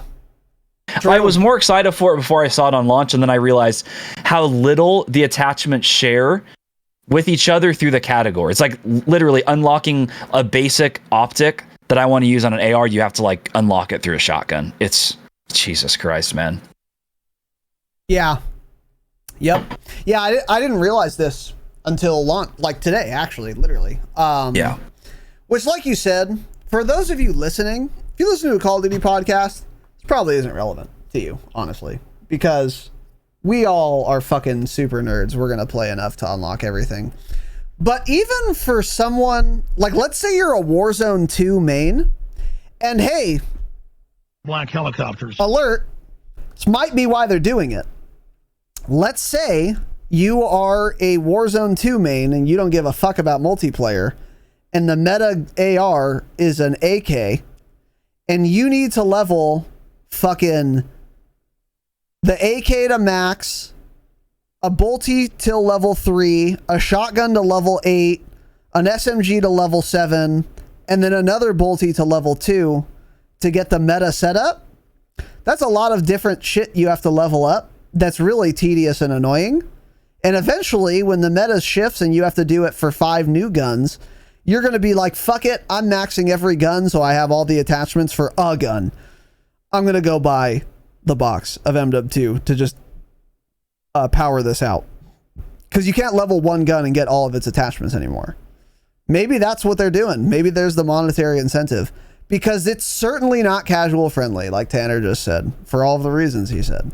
It is absolutely not casual friendly. So, again, doesn't matter for us. But, yeah, this is dumb. And I just didn't, I guess I didn't think about it, or I didn't realize until actually getting into the game. But yeah, it's really a stupid system. And like, again, the other guns you need to get attachments have no relationship with each other. I shouldn't have to, like, if you want to make me level 5 different ARs to get all attachments for my particular AR, fine.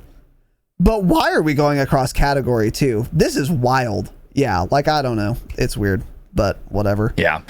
So to get everything maxed in the M4, you have to use guns from literally every single category, other than like the launchers, obviously, and like knife and riot shield. But you have to level things for pistols, shotguns, battle rifles, LMGs, snipers, marksmen, every single category. You have to level certain guns from that.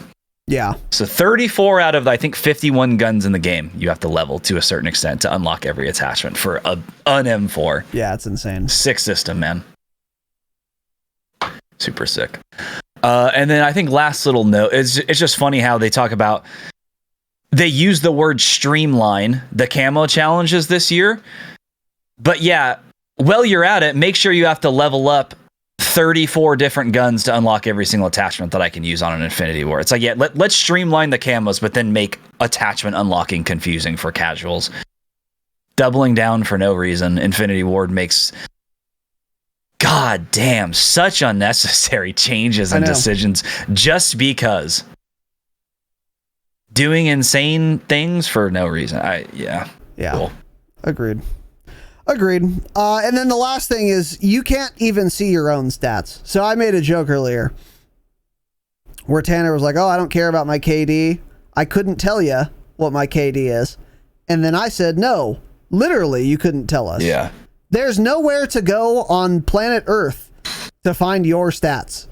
in Call of Duty Modern Warfare 2 right now. There's no barracks setting. There's no barracks menu option. Maybe there is, and I have to press 20 different buttons. That's possible with how confusing this fucking menu system is and how dogshit the UI is. Maybe it's somewhere, but as far as I can tell, no one on the internet's found the menu yet. You can't look at your own stats in game. You can't look at your own stats on callofduty.com. You can't look at it anywhere. I don't know what my KD is. I could not tell you, literally, even if I wanted to go find it. I can the look barracks as much is just as I missing. Want.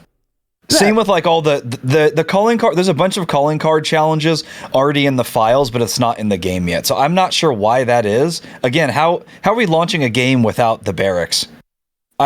We get like less of a full game every single time we get a new COD game. Soon they're just going to be like, the game's going to be launching and they're just going to be calling it an alpha from the start, and there's going to be like one map to just play Tarkov on. strat. Yeah. Yeah, it's so weird. Yeah. But so that will be coming, I'm certain of it. They're going to have a barracks, but it's Yeah, like, when? Are we not getting that till season 1? You know? Yeah. Mm-hmm.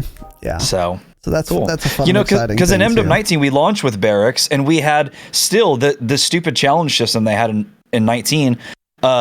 There was still an emblem for season 0 if you completed there were a list of challenges specific for season 0 that was in the game on launch. I know because I completed the season 0 challenges and got the cool animated emblem, and I used that for the rest of Warzone because a lot of people didn't do the season 0 challenges.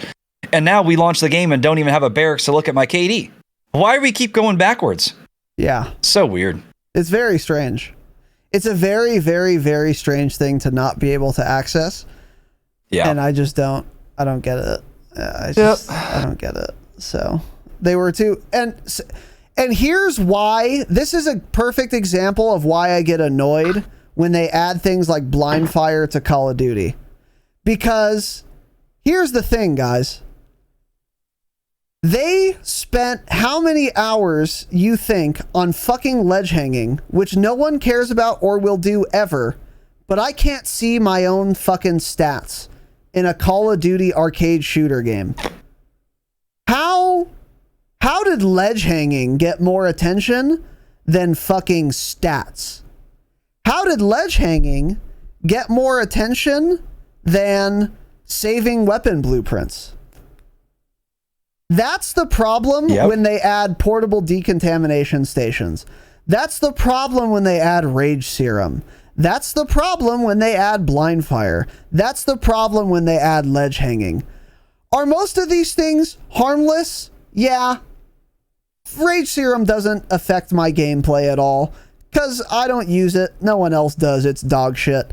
But ultimately, whatever, it's harmless. I don't really care. But the problem is, because they added rage serum, they didn't add some other feature they needed to add. Because they added ledge hanging, they didn't spend the time they spent coding ledge hanging on adding a fucking barracks to the game. They didn't spend that time coding adding being able to save blueprints to the game. They spent it on ledge fucking hanging. And why does anyone give a fuck about this? That's the problem. That's why I harp on things like that so much. Because there are always things that they really should be spending time on that they didn't. They spent it on ledge hanging instead. So cool. I can't see my own stats, but at least I can ledge hang and die. Awesome. So anyways, overall, I'm having a lot more fun than I expected to. I think it's a good gaming experience. I'm enjoying it a lot, and I hope to continue to. They have some work ahead of them, clearly.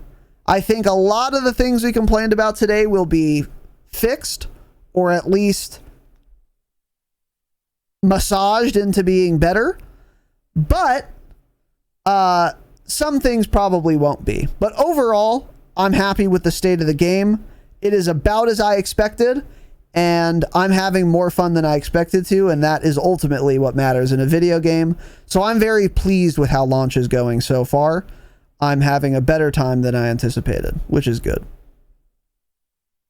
Yeah, it's been fun overall for me too. It's been fun doing the camo grind and everything. They're not like super annoying to do so far. So I've been having a lot of fun with that, using different guns. But yeah, they're, at its core, I think some things like the maps are lacking. We don't have the best maps, but I think the best gauge will be when we see season 1 drop, and then hopefully by then the game is somewhat complete and we have barracks where I can look at my KD. We get a couple more maps, we get a new gun or something, more content, challenges, calling card system, things to grind for, maybe ranked play coming in season 1. But as of right now, it's still it pretty much just feels like we're still playing the beta. But now you can like actually level things up. That's basically what it feels like. So it is fun though. I haven't raged off yet. I've been having a lot of fun with it. I'm excited to play more. Yeah, for sure. So with that said, fuck pigs. That is it. We will be back next week. Probably going to be on a more regular schedule next week and for a while. Maybe not. Keep your eyes on the Twitter and in the Discord. We might change up the schedule a bit, but I don't think we will need to anymore. We've gotten the launch out of the way and all that. But keep your eyes on that. Join the fucking Discord. There are links somewhere. You'll figure it out. Oh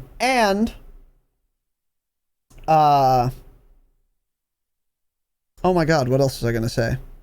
I don't remember, but we did it. Our first YouTube live broadcast. It's a fun experience. It's been done. For you YouTube frogs who never watch live except for now, since we're on YouTube, hope you enjoyed. We will be back for sure. I think eventually we'll be switching full-time to YouTube live streaming. This has been fun. Shout out to your dumb shit brother-in-law, especially. A lot of support. We got a couple friends of the pod, some super chatters. Appreciate all you guys. And we will see you guys next week. I'm going to get this early access up, and then I'm going to exploit the fuck out of that bug where if you have a launcher out or any weapon out, and then you get in a tank and kill shit with the tank, you're getting weapon XP for the weapon you have out. This is probably going to be patched by the time you hear this podcast, unless you're a patron who gets early access at patreon.com/thedropshot, which is, of course, the best way to support the show. You get early access EPs, you get ad-free EPs, and you get up to 5 bonus episodes per month. If you want to support the program, if you want to listen to the bonus episodes, cut out the ads, get them early. All that is available at patreon.com/thedropshot is the best way to support the show. Thank you all for watching and listening. Have an excellent evening and stay humble. Stay humble.